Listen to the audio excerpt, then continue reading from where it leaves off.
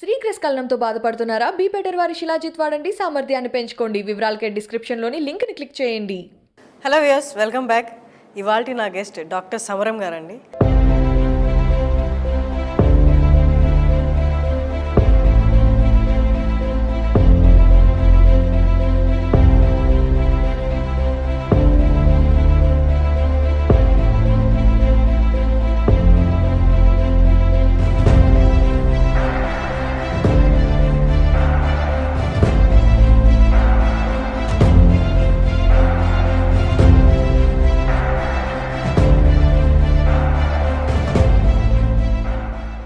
సమరం గారి గురించి నేను ప్రత్యేకంగా చెప్పాల్సింది ఏం లేదు. ఆయన అందరికీ తెలిసిన వాళ్ళే. పొద్దున్న లేస్తే మనం యూట్యూబ్లో చూస్తుంటాం, న్యూస్ పేపర్లో చూస్తుంటాం, బుక్స్లో స్వాతి బుక్స్లో చూస్తుంటాం, అండ్ న్యూస్ ఛానల్స్లో కూడా చూస్తాం. అవి కాకుండా సార్కే ప్రత్యేకంగా 10s ఆఫ్ ఛానల్స్ ఉన్నాయి, 20 ఛానల్స్ దాకా కూడా ఉన్నాయి. సో మన గెస్ట్కి వెల్కమ్ చెప్పేద్దాం. హలో సార్, నమస్తే సార్. సార్, నేను యాక్చువల్లీ మీ గురించి చదివి ప్రిపేర్ అవుతున్నప్పుడు ఇంటర్వ్యూ చేయడానికి మీకు టర్మినాలజీ ఏం యూజ్ చేయాలి, మిమ్మల్ని ఎలా అడ్రస్ చేయాలి అనుకున్నప్పుడు చాలా వరకు గూగుల్లో వికీలో ఉన్న వర్డ్ సెక్సాలజిస్ట్ అని ఉంది సార్. అసలు అది ఆ వర్డ్ యూజ్ చేయొచ్చా సార్? సెక్సాలజిస్ట్ అంటే సెక్సాలజీ ప్రాక్టీషనర్స్ అనొచ్చు. ఎందుకంటే సెక్సాలజిస్ట్ అనే కోర్స్ లేదు. ఇప్పుడు ఎలా అంటే ఆప్థల్మాలజీ, డెర్మటాలజీ ఎలాంటి కోర్సు, అలాంటి కోర్సెస్ ఇంతవరకు ఎక్కడ ఏ యూనివర్సిటీలో కూడా అఫీషియల్గా ఎక్కడ లేవు. మామూలుగా బయట వేరే తక్కిన వాళ్ళు పెట్టడమే తప్ప సెక్సాలజిస్ట్ అని పెట్టుకోవాలంటే ఆథెంటిక్గా పెట్టుకోవడానికి యూనివర్సిటీ ప్రకారంగా లేదు. కానీ వీళ్ళు పెట్టేసుకున్నారు సెక్సాలజీ ప్రాక్టీస్ చేసేవాడు. అంచేత సెక్షువల్ ప్రాబ్లమ్స్ డీల్ చేసే వ్యక్తి, సెక్షువల్ మెడిసిన్ చేసే వ్యక్తి అని చెప్పుకోవాలన్నమాట. సెక్షువల్ ప్రాబ్లమ్స్ ట్రీట్ చేయడం అనేది.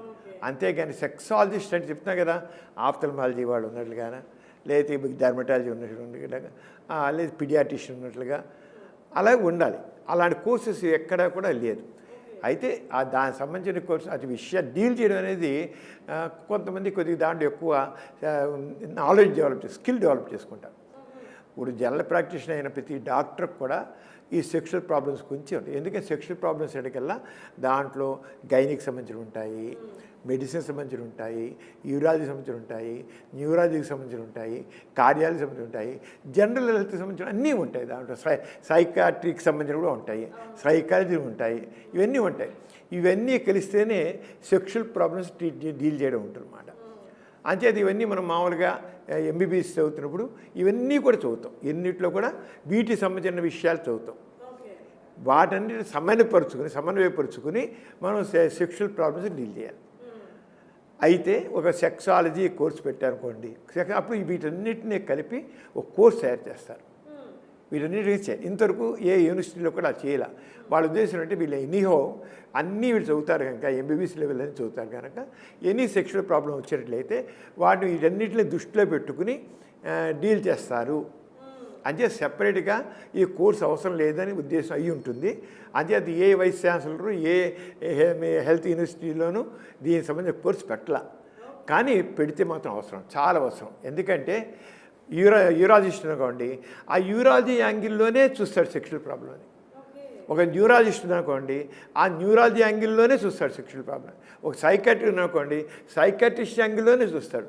ఓ ఫిజిషియన్ యాంగిల్లో చూస్తాడు. ఒక గైనకాలజీ యాంగిల్లో చూస్తారు. That is not correct. అంచేత సెక్షువల్ ప్రాబ్లమ్ డీల్ చేయాలంటే ఆల్రౌండ్గా వీటన్నిటిని దృష్టిలో పెట్టుకుని చేయాలి.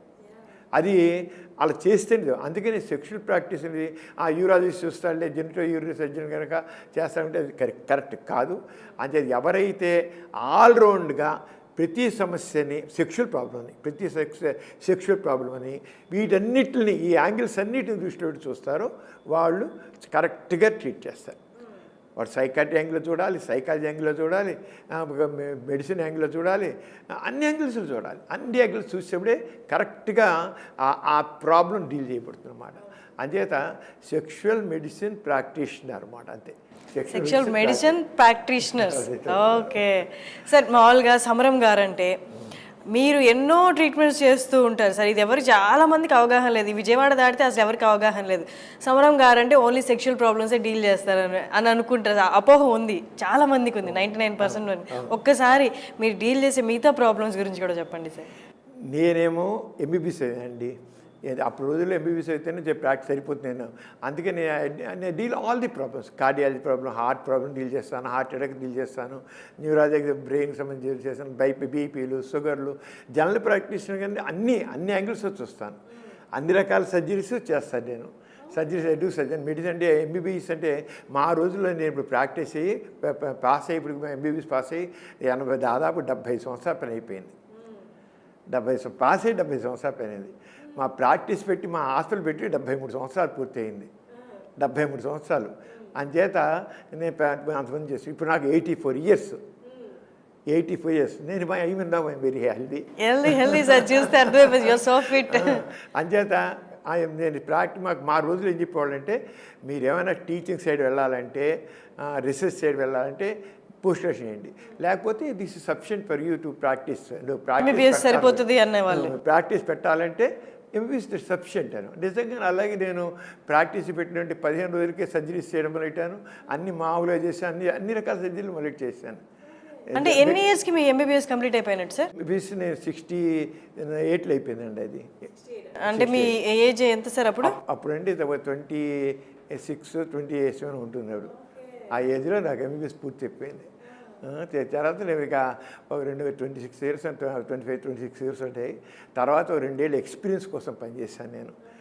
గవర్నమెంట్ హాస్పిటల్లో సీనియర్ హౌస్ సర్జన్ లాగా 2 ఏళ్ళు సర్జరీలో ఒక 1 ఇయర్ చేశాను, గైనిక్లో ఒక 6 months చేశాను. అలాగే అలాగే నాకు కావాల్సిన యాంగిల్గా నా స్కిల్స్ డెవలప్ చేసుకున్నాను. To enhance my knowledge and skills అని నేర్చుకుని అక్కడి నుంచి ప్రాక్టీస్ మళ్ళీ తగ్గించి ఆ రోజు ఈ రోజు వరకు నేను చాలా బాగా చేశాను. అందుకే సక్సెస్ఫుల్ ప్రాక్టీషనర్ కానీ అంటే నాలెడ్జ్ గెయిన్ చేశాను, స్కిల్స్ డెవలప్ చేసుకున్నాను, ఇంకా ఆ రంగా చేసుకుంటూ వచ్చాను అనమాట. Super sir. దాంట్లోనే నాకు చదువుకున్న రోజుల్లోనే ఈ సెక్షువల్ ప్రాబ్లమ్స్ ప్రాక్టీస్ నాకు ఎక్కువ. నేను యూత్ మొదటి నుంచి నేను చాలా ఫ్రెండ్లీగా ఉంటాను యూత్తో. ఈ రోజుకి అలాగే ఉంటాను యూత్లో. అంటే మా యంగ్ ఫ్రెండ్స్ అంటారు వాళ్ళందరూ కూడాను. వాళ్ళు ఆ రోజుల్లో నేను చాలా క్లోజ్గా ఉండబట్టే ప్రతివాళ్ళు వాళ్ళ సెక్షువల్ ప్రాబ్లమ్స్ చెప్తునేవాళ్ళు. ఇన్నీ కాదు, ఆ రకరకాల ప్రాబ్లమ్స్. మా ప్రొఫెసర్ గారు, మెడిసిన్ ప్రొఫెసర్ కూడా ఒకసారి మేము వచ్చి నేను ఇవాళ లేట్గా వచ్చాను, మా మధ్య క్లినిక్ తీసుకోవాలన్నమాట. మేము క్లాస్ తీసుకొచ్చి నేను ఎందుకు లేట్కి వచ్చాను తెలుసా అని నా దగ్గర ఐఏఎస్ ఆఫీసర్ వచ్చాడు. తాను ఇంకా పెళ్లి చేసుకోలేదు, పెళ్లి చేసుకోవాలనుకుంటున్నాడు, కానీ అతనికి ఏమో వీర్యం పోతుందట రాత్రిపూట. వీర్యం పోతుంటే నేను పెళ్ళికి ఫిట్ అవునా కాదా అని అడిగాడు. అంతేకాకుండా నేనేమో హస్తప్రయోగం చేస్తాను, నేనే వీక్ అయిపోతానా, నేను పనికొస్తానా లేదని అడిగాడు. ఓకే అని అతను ఐఏఎస్ అయ్యాడు, కానీ అతనికి బేసిక్ తన గురించి నాలెడ్జ్ లేదు. తన గురించి వీర్యంకి ఏం విలువ లేదు. లేని వీర్యం గురించి అమ్మో వీర్యం పోతే భయపడుతున్నాడు. హస్తప్రయోగం అనేది దిస్ వెరీ న్యాచురల్. అయినా హస్తప్రయోగం చేశారని పనికొస్తానని ఐఏఎస్ ఆఫీసర్ నన్ను క్వశ్చన్ చేశాడు. ఈ ఎటువంటి అంటే తన గురించి అని తెలియకుండా తక్కువ విషయాలని తెలుసుకుంటున్నాడు. Very wrong. అంటే నిజంగా హస్తప్రయోగంలో ఏం తప్పులేదు, దట్ వెరీ న్యాచురల్. ఎవరైనా అసలు హస్తప్రయోగం చేయలేదంటే వాడికి ఏదో డిఫెక్ట్ ఉంటుంది లెక్క. యాక్చువల్గా ఎవరు నేను ఎప్పుడు హస్తప్రయోగం చేయలేండి 2 విషయాలు. ఒకటి వాడికి వాడు అబద్ధాన్ని చెప్తుండాలి, లేకపోతే బుద్ధిమాంద్యం ఉండాలన్నమాట. వాడికి అంటే ఆ బుద్ధిమాంద్యం అంటే వాళ్ళకి బ్రెయిన్లో ఆ సెక్షువల్ సెంటర్స్ పనిచేయ సరిగ్గా అంచేది ఆ ఆలోచన రాక హస్తప్రయోగం చేయడు, అంతే తప్ప ఇంకేం కాదు. ఎవరు చేయకుండా ఎప్పుడు 10 నెలలకో 2 నెలలకో 6 నెలలకో ఎప్పుడైనా ఉంటారు. అలాగే వీర్యం పోకుండా ఎవ్వరికి ఉండదు. వీర్యం పోతూనే ఉంటుంది, ఏదోరంగా బయటకు పోతూనే ఉంటుంది. అదేం లోపలే ఉండదు. అదే ఒంటికి వంట పెట్టి మంచిగా హెల్తీగా తయారవుతుంది. వీర్యవంతుడు అంటే వీర్యంతో పెట్టి మ్యాథస్ పెరుగుతుంది, మొక్కలు వర్చెస్ వస్తుంది. మీనింగ్లెస్. వీర్యానికి నోట్లో ఉమ్ముకైనా విలువ ఉంది, కానీ వీర్యంకి ఏమీ విలువ లేదు, ఏం విలువ లేదు. కానీ దాని గురించి ఎంతో ఇదైపోతారు. వీర్యం పోతే నేను వీక్ అయిపోతాను, నేను పనికిరాను అని అనుకుంటారు అన్నమాట. ఆ రోజున ప్రొఫెసర్ గారు ఏమన్నారంటే, నాకు బాగా ఇప్పటికీ అందుకే ఉన్నాను, నువ్వు ఇలాంటి వాళ్ళు చాలామంది ఉన్నారు అని. మీరు రేపు బయటికి వెళ్ళిన తర్వాత మీరు ఇలాంటి ప్రాబ్లమ్స్ డీల్ చేసే వాళ్ళు ఎడ్యుకేట్ చేయాలి అన్నాడు. ఎడ్యుకేట్ చేయాలి అనేది నా బుర్రలో బాగా పట్టేసింది. నిజంగా నేను ప్రాక్టీస్ పెట్టగానే రోజు ఇక్కడ ఉండే మాకు విజయవాడ నేను ఉండేది కదా, విజయవాడ లయోలా కాలేజీ నుంచి అక్కడి నుంచి సాయంత్రం 4 ఆ కాలేజీ అయిపోగానే వచ్చేవాళ్ళు కుర్రోళ్ళు చాలామంది వచ్చి నాతో మాట్లాడి అందరికీ నా అంగం చిన్నది, నాకు వీనిపోతుంది, నాకు అస్తవ్యం చేస్తాను, నిద్రలు అయిపోతుంది, ఇలా స్వప్న స్కన్నాలు వస్తాయి, ఇవే ప్రశ్నలు అందరూ వేసేవాళ్ళు. నా ప్రాక్టీస్ అంతా అప్పుడు అనిపించిన చాలా ఇంపార్టెంట్ అని అనుకున్నాను నేను. వాళ్ళకి అది చెప్తూ వచ్చాను నేను. నాకు ఎందుకంటే మా ప్రొఫెసర్స్ మమ్మల్ని ఎడ్యుకేట్ చేశారు విషయాలు బాగాను, చాలా చేశారు ఇప్పుడు అందరికీ ప్రొఫెసర్స్. తర్వాత ఆ టైంలో 1970లో నేను ప్రాక్టీస్ మొదలెట్టాను. 1974లో ఆగస్టు 10 ఆ ప్రాంతంలో, ఆగస్టు 10 1975 ఆగస్టు 10 రామోజీరావు గారు ఈనాడు పేపర్ మొదలెట్టారు వైజాగ్లో.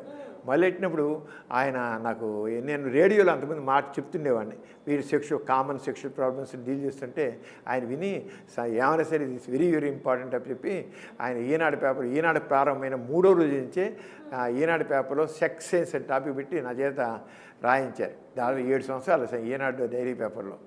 అప్పుడు ఆయన చాలా తిరుగుతుంది, డైలీ పేపర్లో సెక్షువల్ ప్రాబ్లమ్స్ డీల్ చేయడం ఏంటి, ఇది బూత్ పేపర్ అన్నారు. మీరు బూత్ అనండి, ఏమండి this is very important, I want to deal this subject, ఎందుకంటే చాలామంది జీవితాలు నాశనం అయిపోతున్నాయి అని చెప్పి వాళ్ళు నిలబడి ఆయన అలాగా 7 సంవత్సరాలు దాంట్లో చేసే తర్వాత ఆంధ్రజ్యోతి, స్వాతిలో దాదాపు 8 సంవత్సరాల నుంచి వస్తూనే ఉంది. మళ్ళీ స్వాతి మళ్ళీ సంవత్సరం నుంచి నేను స్వాతి పేపర్లోనే వస్తుంది. మధ్యలో ఏదో ఒక 1-2 ఏళ్ళు గ్యాప్ వచ్చింది, కానీ తర్వాత మళ్ళీ మామూలుగా వస్తుంది రెగ్యులర్ డీల్స్. ఎన్ని లక్షలండి ఉత్తరాలు, చెప్పనవి కాదు, నేను కొన్ని లక్షల ఉత్తరాలు ఓపెన్ చేయాల. రోజుకి 600-800 ఉత్తరాలు నాకు వచ్చేది పోస్టులు, అంత ఉత్తరాలు అన్నమాట. నేను ఓపెన్ చేస్తాను, ప్రతి చూడండి చాలా ఓపెన్ చేయలేపాను. అంత ఇదిగా వచ్చి చాలా అంటే జనాల్లో ఆ నాలెడ్జ్ ఇప్పుడు చాలా మారిపోయింది అసలు. ఇప్పుడు డౌట్స్ ప్రతి వాళ్ళకి నాలెడ్జ్ ఇచ్చేస్తుంది. నేనే కాదు, తక్కిన వాళ్ళని చెప్తున్నారు, డాక్టర్లను చెబుతున్నారు బాగా. ఆ రోజులో నేను ఒక్కడే చెబుతుంటే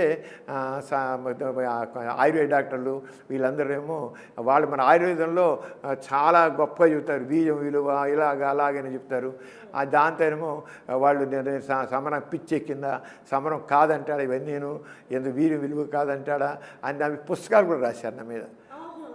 నేను యూత్ చెడగొట్టేస్తున్నాను, వాళ్ళ బతుకులు నాశనం చేసేస్తున్నాను అని చెప్పి ఒకళ్ళే 19 సమరాన్ని అరెస్ట్ చేయాలి, జైల్లో పెట్టాలి. అసలు నేను ఎదుర్కొని ఎక్కడిని వెళితే నా మీద కరపతాలు. నేను జూనియర్ చిన్న పిల్లల నుంచి ఎలిమెంటరీ స్కూల్ నుంచి యూనివర్సిటీ వెళ్ళాక కొన్ని 100 స్కూల్స్లో, కాలేజీలో, యూనివర్సిటీలో నేను గురించి మాట్లాడాను. ఉద్యమంగానే చేశాను, పేపర్లో రాయడం కాకుండా. చేసిన కొన్ని చోట్ల మీటింగ్ పెడుతుంటే వచ్చి కరపత్రాలు వేసి సమరం చెప్పేదంతా బూతు వినకండి, సమరాన్ని అరెస్ట్ చేయాలి అని కరపత్రాలు పెంచుకునేవాళ్ళు. అంటే జస్ట్ నాలెడ్జ్ షేర్ చేస్తుంటే వాళ్ళు ఎంత వ్యతిరేకత ఉంది చేసి నన్ను ఇంత దగ్గరన్నమాట. అసలు నేను సమరాన్ని అరెస్ట్ చేయాలి, పోలీస్ కమిషనర్కి వెళ్ళి విజయవాడ మీటింగ్లో పెట్టి పోలీస్ కమిషనర్కి సమరాన్ని అరెస్ట్ చేయండి, అది యూత్ చెడగొట్టేస్తున్నాడు అని చెప్పేసి నేను చెప్పేది తప్పు అని చేసి ఉన్నాయి. ఓకే, అదేమో నేను చెప్పే సైన్స్ చెప్తున్నాను, నా సొంతం ఏం కాదు, సైన్స్ తేల్చిన నిగ్గు సత్యాన్ని నేను చెబుతున్నాను. ఇప్పుడు హ్యావ్లికిల్స్ కానివ్వండి, మాస్టర్సన్ జాన్సన్స్ గారండి, కిన్సే గారండి, వాళ్ళందరూ దీని గురించి ఎంతో స్టడీ చేసి వాళ్ళ రీసెర్చ్ ఫైండింగ్స్ అన్నీ ఇచ్చారు. అవన్నీ వాటి గురించి నేను చెప్తాను నేను. కానీ ఆ రంగా అలాంటి దాంట్లో చాలా చేసి ఈ రోజున చాలా మార్పు వచ్చాను. Very happy. ఎంత అంటే ఒక మొట్టమొదటి రోజులు మాత్రం చాలా వ్యతిరేకత ఎదుర్కొన్నాను. అంటే అప్పుడున్నటువంటి భావాలకు వ్యతిరేకంగా మాట్లాడాం కనుక వాళ్ళకి తప్పు అనిపించింది. నేను చెప్పిన తప్పు కాకపోయినా నా తప్పు అన్నారు అప్పుడు. ఇప్పుడు ఆ భావం పోయింది ఇప్పుడు. సార్ కరెక్టే సార్, మీరు చెప్పినట్టు బయట కంట్రీస్లో ఓకే, ఇండియా లాంటి కంట్రీలో అండ్ ఇంత పాపులేషన్ ఉన్న కంట్రీలో ఎంత పాపులేషన్ అందరూ నమ్మేది ఏంటి అంటే ఈ సెక్స్ రిలేటెడ్ సబ్జెక్ట్ అనేది ఎప్పుడు గోప్యంగానే మాట్లాడాలి, 4 గోడల మధ్య మాట్లాడాలి, పెళ్ళయ్యేంత వరకు పిల్లలకి తెలియకూడదు అని మాట్లాడే దాంట్లో మీరు 74 నుండే కదా సార్, 74 నుండి అంటే ఇప్పుడున్న పరిస్థితులు అప్పుడున్న పరిస్థితులు తీసుకుంటే ఇంకా దారుణమైన పరిస్థితులు. ఎవరు నోరెత్తి మాట్లాడే వాళ్ళు కాదు, మాట్లాడుతున్నా పక్కకి వెళ్ళిపోయేవాళ్ళు వాళ్ళని చెడుగా. అలాంటప్పుడు మీరు పబ్లిక్లోకి వచ్చి నేను ఇది సబ్జెక్ట్ తీసుకొని మాట్లాడగలను అని మీకు ఎక్కడి నుంచి వచ్చింది సార్ స్కోప్? అసలు అంత ధైర్యం ఎక్కడి నుంచి వచ్చింది? మీ సబ్జెక్ట్ మీద ఉన్న ధైర్యం ఓకే, బట్ జనాల్లోకి వెళ్ళి మాట్లాడాలంటే ఎట్లా? నిజం చెప్పిన భయపడింది ఏంటండి, మా నాన్నగారి వల్ల వచ్చిందండి. మా నాన్నగారు గోరా గారు, గోప్రధాన గోరా గారు, ఆయన చాలా సనాతన కుటుంబంలో పుట్టారు, కానీ ఆయన నాస్తికులు అయ్యారు. సత్యం నాదే, దేవుడు లేదు అన్నారు అంతే. దేవుడు ఊహ మాత్రమే, ఊహే కదా, అబద్ధం కూడా. ఊహ అది ఏమాత్రం ఇదే సరే, ఏది నిర్ధారణకి నిలవంది, నిర్ధారణకు నిలవంది ఊహ, అంతే, దర్శాలు. అది మీ అభిప్రాయం, అది వాస్తవం కాదు. ఆ ఊహకి ఎందుకు దాసం అవ్వాలి? మనిషికి ఒక దైవాధీనం, ప్రార్థించడం, వాళ్ళకి దానికి స్లేవ్ మైండ్, మనుషుల్లో బానిస ప్రవృత్తి వెళ్ళిపోతుంది. నో, మనిషి సర్వస్వతంత్రుడు, మనిషికి పూర్తి స్వేచ్ఛ ఉంది, తాను చేయగలడు. అంతేగాని తాను ఒకటి తెలిసిన దైవం ఒకటి తెలుసును అని చెప్పి అలా కాదు. కర్మ సిద్ధాంతాలు ఇవన్నీ పనికిరావు, పూర్వజన్మ పునర్జన్మ లేవు, స్వర్గం నరకం లేవు. అంచేత ఏదైనా సరే సత్యం మీద ఉండాలి, వాస్తవికత నిర్ధారణ అవ్వాలి. సైన్సే దీనికి సరైన పరిష్కారం. సైన్స్ ద్వారా కూడా తెలియపోతే తెలుసుకుంటాం. నిర్ధారణ కాదంతా ఊహ. ఊహ ఇవాళ రేపు చేసుకుని చూని నిరంతర పరిశీలన చేస్తుంటే తెలుస్తున్నాం. అది మా నాన్నగారు గోరా గారు, ఆయన నాస్తికత్వం చెప్పి ఆయన కూడా ఇలాగే ఎంతో ఎదుర్కొన్నారు. మా తాతగారు పరమ సనాతనులు. ఆయన నాన్నగారు అది అందుకని జంజంగి తీసి పక్కన పారేస్తే ఇంట్లోంచి పంపించేశారు. అయినా సరే నేను చెప్పేది కరెక్ట్గా చెబుతున్నాను, కాదని చెప్పండి, నేను దేవుడు లేదంటున్నాను, అందరు మనుషులు సమానం అంటున్నాను, ఈ కులాల మతాలు తప్పు అంటున్నాను, మానవులంతా ఒకటే అంటున్నాను, వాళ్ళు ఎక్కువ కులం తక్కువ కులం తప్పు అన్నాను. అంతే మా పెద్దగా నాన్నగారు అందరు మనుషులు సమానం ఒక హరిజనికి ఇచ్చి పెళ్లి చేశారు. పుట్టిందేమో ఉన్నత కులంలో, ఇచ్చింది మాకే అతి సామాన్య వ్యక్తిని తీసుకొచ్చి మా ఇచ్చి పెళ్లి చేస్తారు. గాంధీ గారికి బాగా సన్నిహితులు అయిపోయారు నాన్నగారు. అంటరాంతనం పని కాదంటే నా గాంధీ గారు పిలిచి నాన్నగారితో సంభాషణలు చేసి ఎంత చేశాను. మహాత్మా గాంధీ, మా ఫ్యామిలీ మొత్తం గాంధీ గారికి అత్యంత సన్నిహితులు మహాత్మా గాంధీ గారు. అవును, నేను కూడా గాంధీ గారిని చూశాను. నా 6 ఏళ్ళ వయసులో ఐ సీన్ గాంధీ. నేను గాంధీని చూసిన మనిషి. నేను 15 రోజులు గాంధీ గారు ఆశ్రమంలో ఉన్నాం. ఆయన 15 రోజులు మా నాన్నగారు, మా తాత, మా గాంధీ గారు మొత్తం మా ఫ్యామిలీ మొత్తాన్ని రమ్మని చేసి అక్కడ మా నాన్నగారు ఫాలోవర్స్ అందరూ రమ్మని చూసి అక్కడ ఆశ్రమం నుంచి చేశాము. మహాత్మా గాంధీ కూడా మొట్టమొదటిలో కొద్దిగా ఇదే అన్నారు, కానీ కాదు కరెక్ట్ కాదన్నారు. కానీ తర్వాత నువ్వు నేను ఇద్దరు కూడా సత్యాన్వేషకులం, నేను చెప్పే మాటను తప్పను, నేను కరెక్ట్ అన్ను అని చెప్పేసి మన ఇద్దరం సత్యాన్వేషణ చెప్పాడు. చివరికి మన స్వాతంత్ర్యం వచ్చిన తర్వాత హిందూ ముస్లిం కలహాలు జరిగి లక్షలాది మంది చంపుకున్నారు. హిందూ ముస్లిం అందరు మనుషులే కదా, మతాలు పెట్టి చంపుకున్నారు. అప్పుడు గాంధీ గారు అసలు గోరా గారు చెప్పినట్లుగా ఈ కులాలొద్దు, మతాలొద్దు, మానవులంతా ఒకటే అని అయితే అసలు అదే కరెక్ట్ అనిపిస్తుంది. ఏంటి మతాలు పెట్టి మనం చంపుకోవడం, మానవత్వాన్ని చంపేస్తున్నారు వీళ్ళు అని చెప్పి గాంధీ గారు, సుందర్లాల్ గారిని, గాంధీ గారు బాగా సన్నిహితమైన ప్రొఫెసర్ అన్నమాట, ఆయనతో అన్నమాట. ఆయన హత్య చేయబడిన కొద్ది రోజుల ముందే ఇక మా పెద్దకి వివాహం కూడా గాంధీ గారు చేస్తా అన్నారు. సరిగ్గా మరి పెద్ద ఆయనకి హత్య చేయబడితే అప్పుడు జవహర్లాల్ నెహ్రూ వచ్చి మా పెద్దకి వివాహం చేశారు. అప్పుడు ప్రైమ్ మినిస్టర్ అన్నమాట జవహర్లాల్ నెహ్రూ. గాంధీ గారు ఆశ్రమంలోనే జరిగింది. గాంధీ గారు మా పెద్దకి వివాహం ఆయనే చేస్తున్నారు. ఎందుకని అంటరాంతర నిర్మూలన కోసం మా నాన్నగారు మరి అరంగ ఒక హరిజన్తో మా అక్కయ్యని వివాహం చేశారు. గాంధీ గారు నేనే చేస్తాను ఈ పై అని చెప్పి చేశారన్నమాట. అప్పుడు గాంధీ గారు బతుకుంటే ఖచ్చితంగా కొంతకాలానికి నాస్తికత్వమే మానవత్వానికి సరైనది ఇది అని మార్గం అని చెప్పిండేవాడు ఖచ్చితంగా. ఎందుకంటే సుందర్లాల్ ఆ పెళ్ళికి వచ్చాడు జవహర్లాల్ నెహ్రూ అందరి ముందు కూడా ఇలాగ గాంధీ అన్నాడు, ఏమని ఈ కులాలు మతాలు పనికిరావు, గోరా చెప్పే దాంట్లో అందరూ మానవులు ఒకటే, ఈ కులరహిత మతరహిత సమాజం కాలనాడు గోరా. ఆ రకంగా నిజంగా అలాగే అందరూ నాస్తికులు అయిపోతేనే అందరూ ఇవన్నీ పోతాయి, గొడవలని సంపూడాలు ఉండవు, ఈ మానవం ఉండవు అని నాకెందుకు అదే నచ్చుతుంది, నాస్తికత్వం నచ్చుతుంది అని అన్నట్టు సుందరాలు. ఆయన వచ్చే ఆ పెళ్లి సందర్భంలో ఆయన చెప్పాడు గాంధీ ఇలా అన్నాడని. అంటే అప్పుడు గాంధీ హత్య చేయబడ్డా అనుకోండి, లేదా ఈ పెళ్ళి గాంధీ గారు చేసి అప్పుడు చెప్పుండేవాడు, ఖచ్చితంగా గాంధీ చెప్పుండేవాడు. అయితే గాంధీ తన మాట్లాడిన భాషలన్నింటిలోనూ ఒక ఆస్తిక భాషలో మాట్లాడాడు కనుక చివరి గాంధీని తీసుకెళ్ళిపోయి మళ్ళీ వెనక్కి పారేశారు అనుకోండి. కానీ గాంధీ వరకు విప్లవవాది, ఎప్పటికప్పుడు మారుతూ.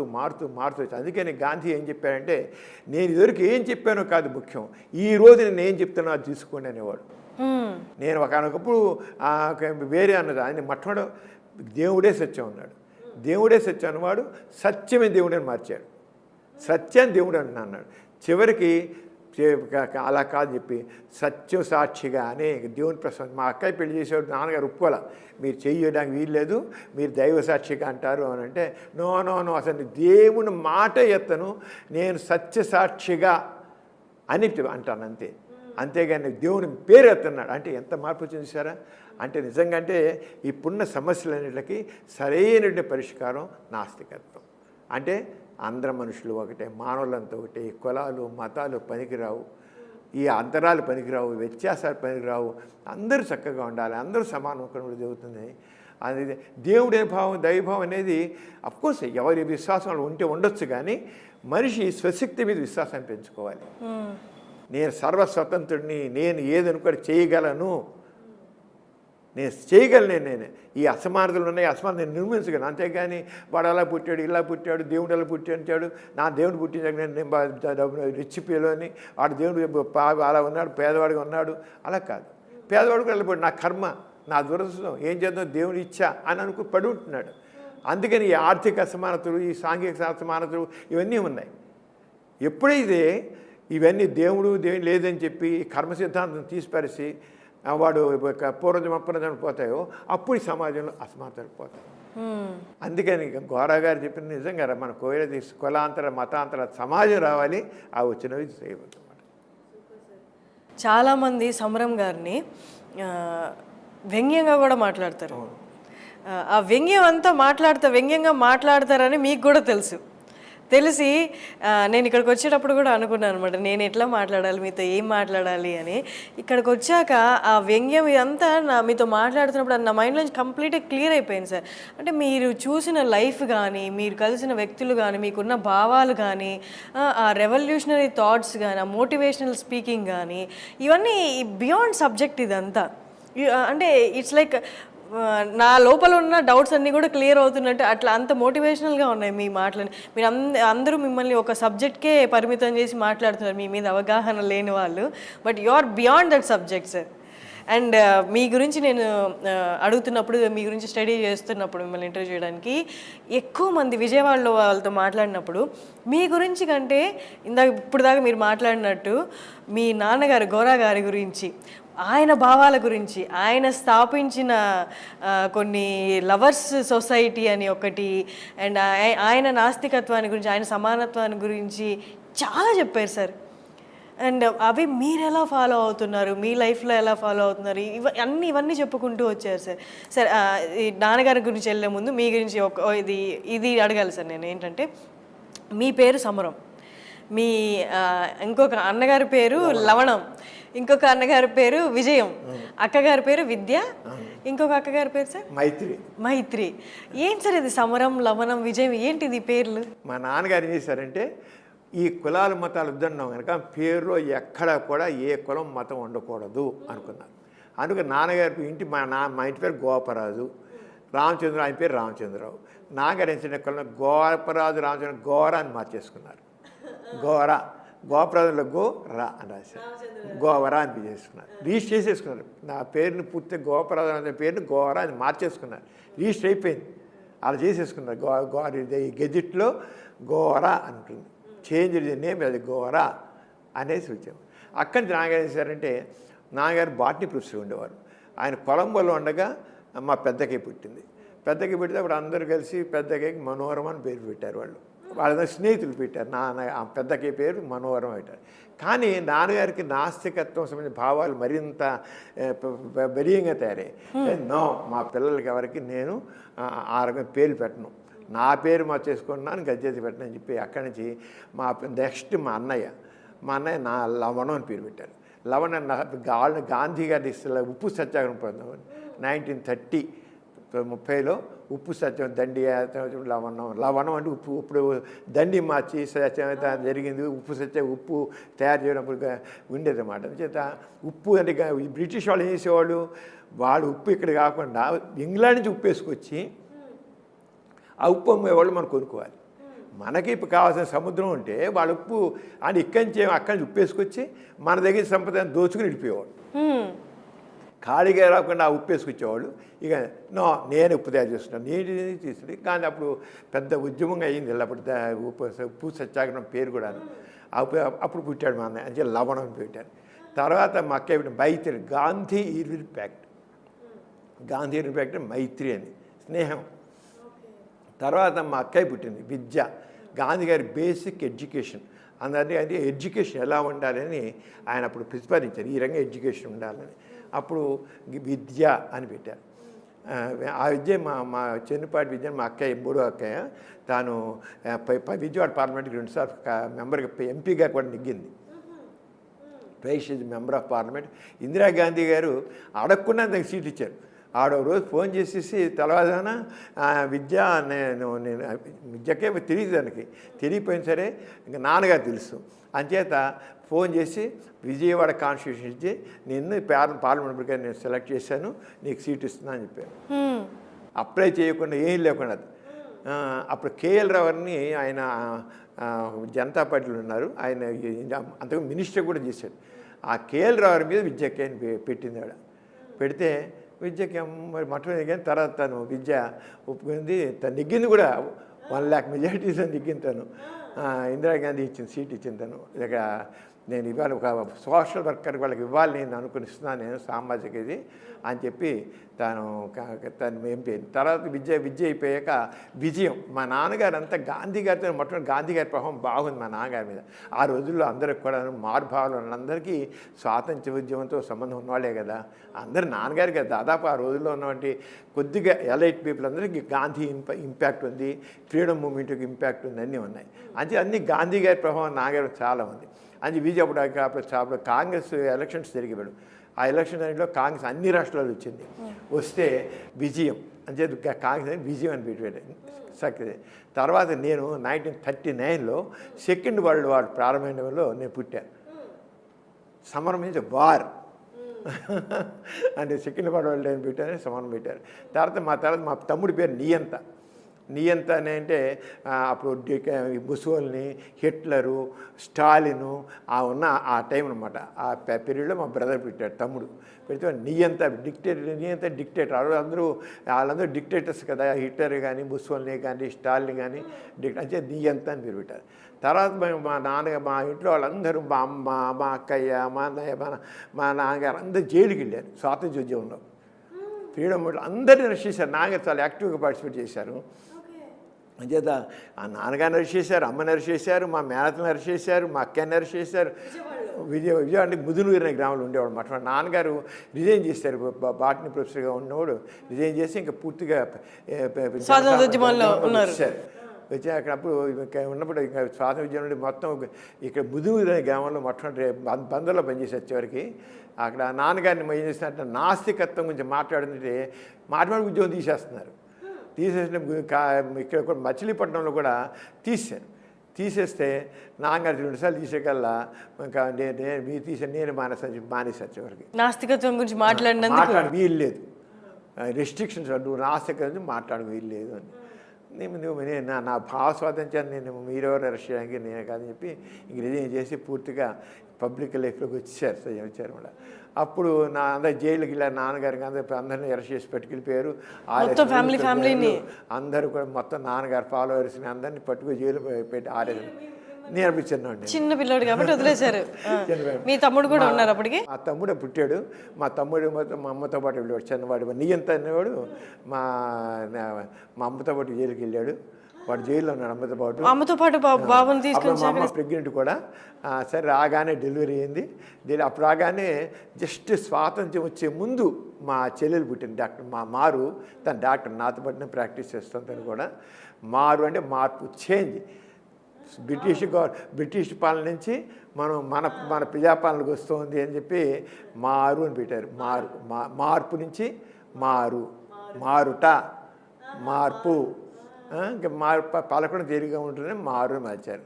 మారుట దాన్ని మార్పు జస్ట్ అబౌట్ ఇండిపెండెన్స్ వచ్చే ముందు పుట్టిన తను, అదే మారు. తర్వాత చివరి చేయలేదు దవ్ అని 9వ సంతానం మా నాన్నగారికి. 9వ సంతానం ఏంటి అని చెప్పి 9 అని 9వ పిల్లని తీయడం కోసం ఒకటి నవ్ అని పెట్టి, హిందీలో నవ్ అంటే 9 అని. అదే అలాగే కాకుండా ఇంగ్లీష్లో చూడండి నవ్ అంటే మా స్వాతంత్ర్యం వచ్చేసింది కనుక ఇప్పుడు what is our duty, what to do, మన పాలన ఎలా చేసుకుంటాం, మన భావాన్ని ఎలా చేసుకుంటాం అని చెప్పండి నవ్ అని. అది 2 రకాలుగా అర్థం వచ్చేది చేశారు. ఆ రంగా నవ్వని పేరు పెట్టారు.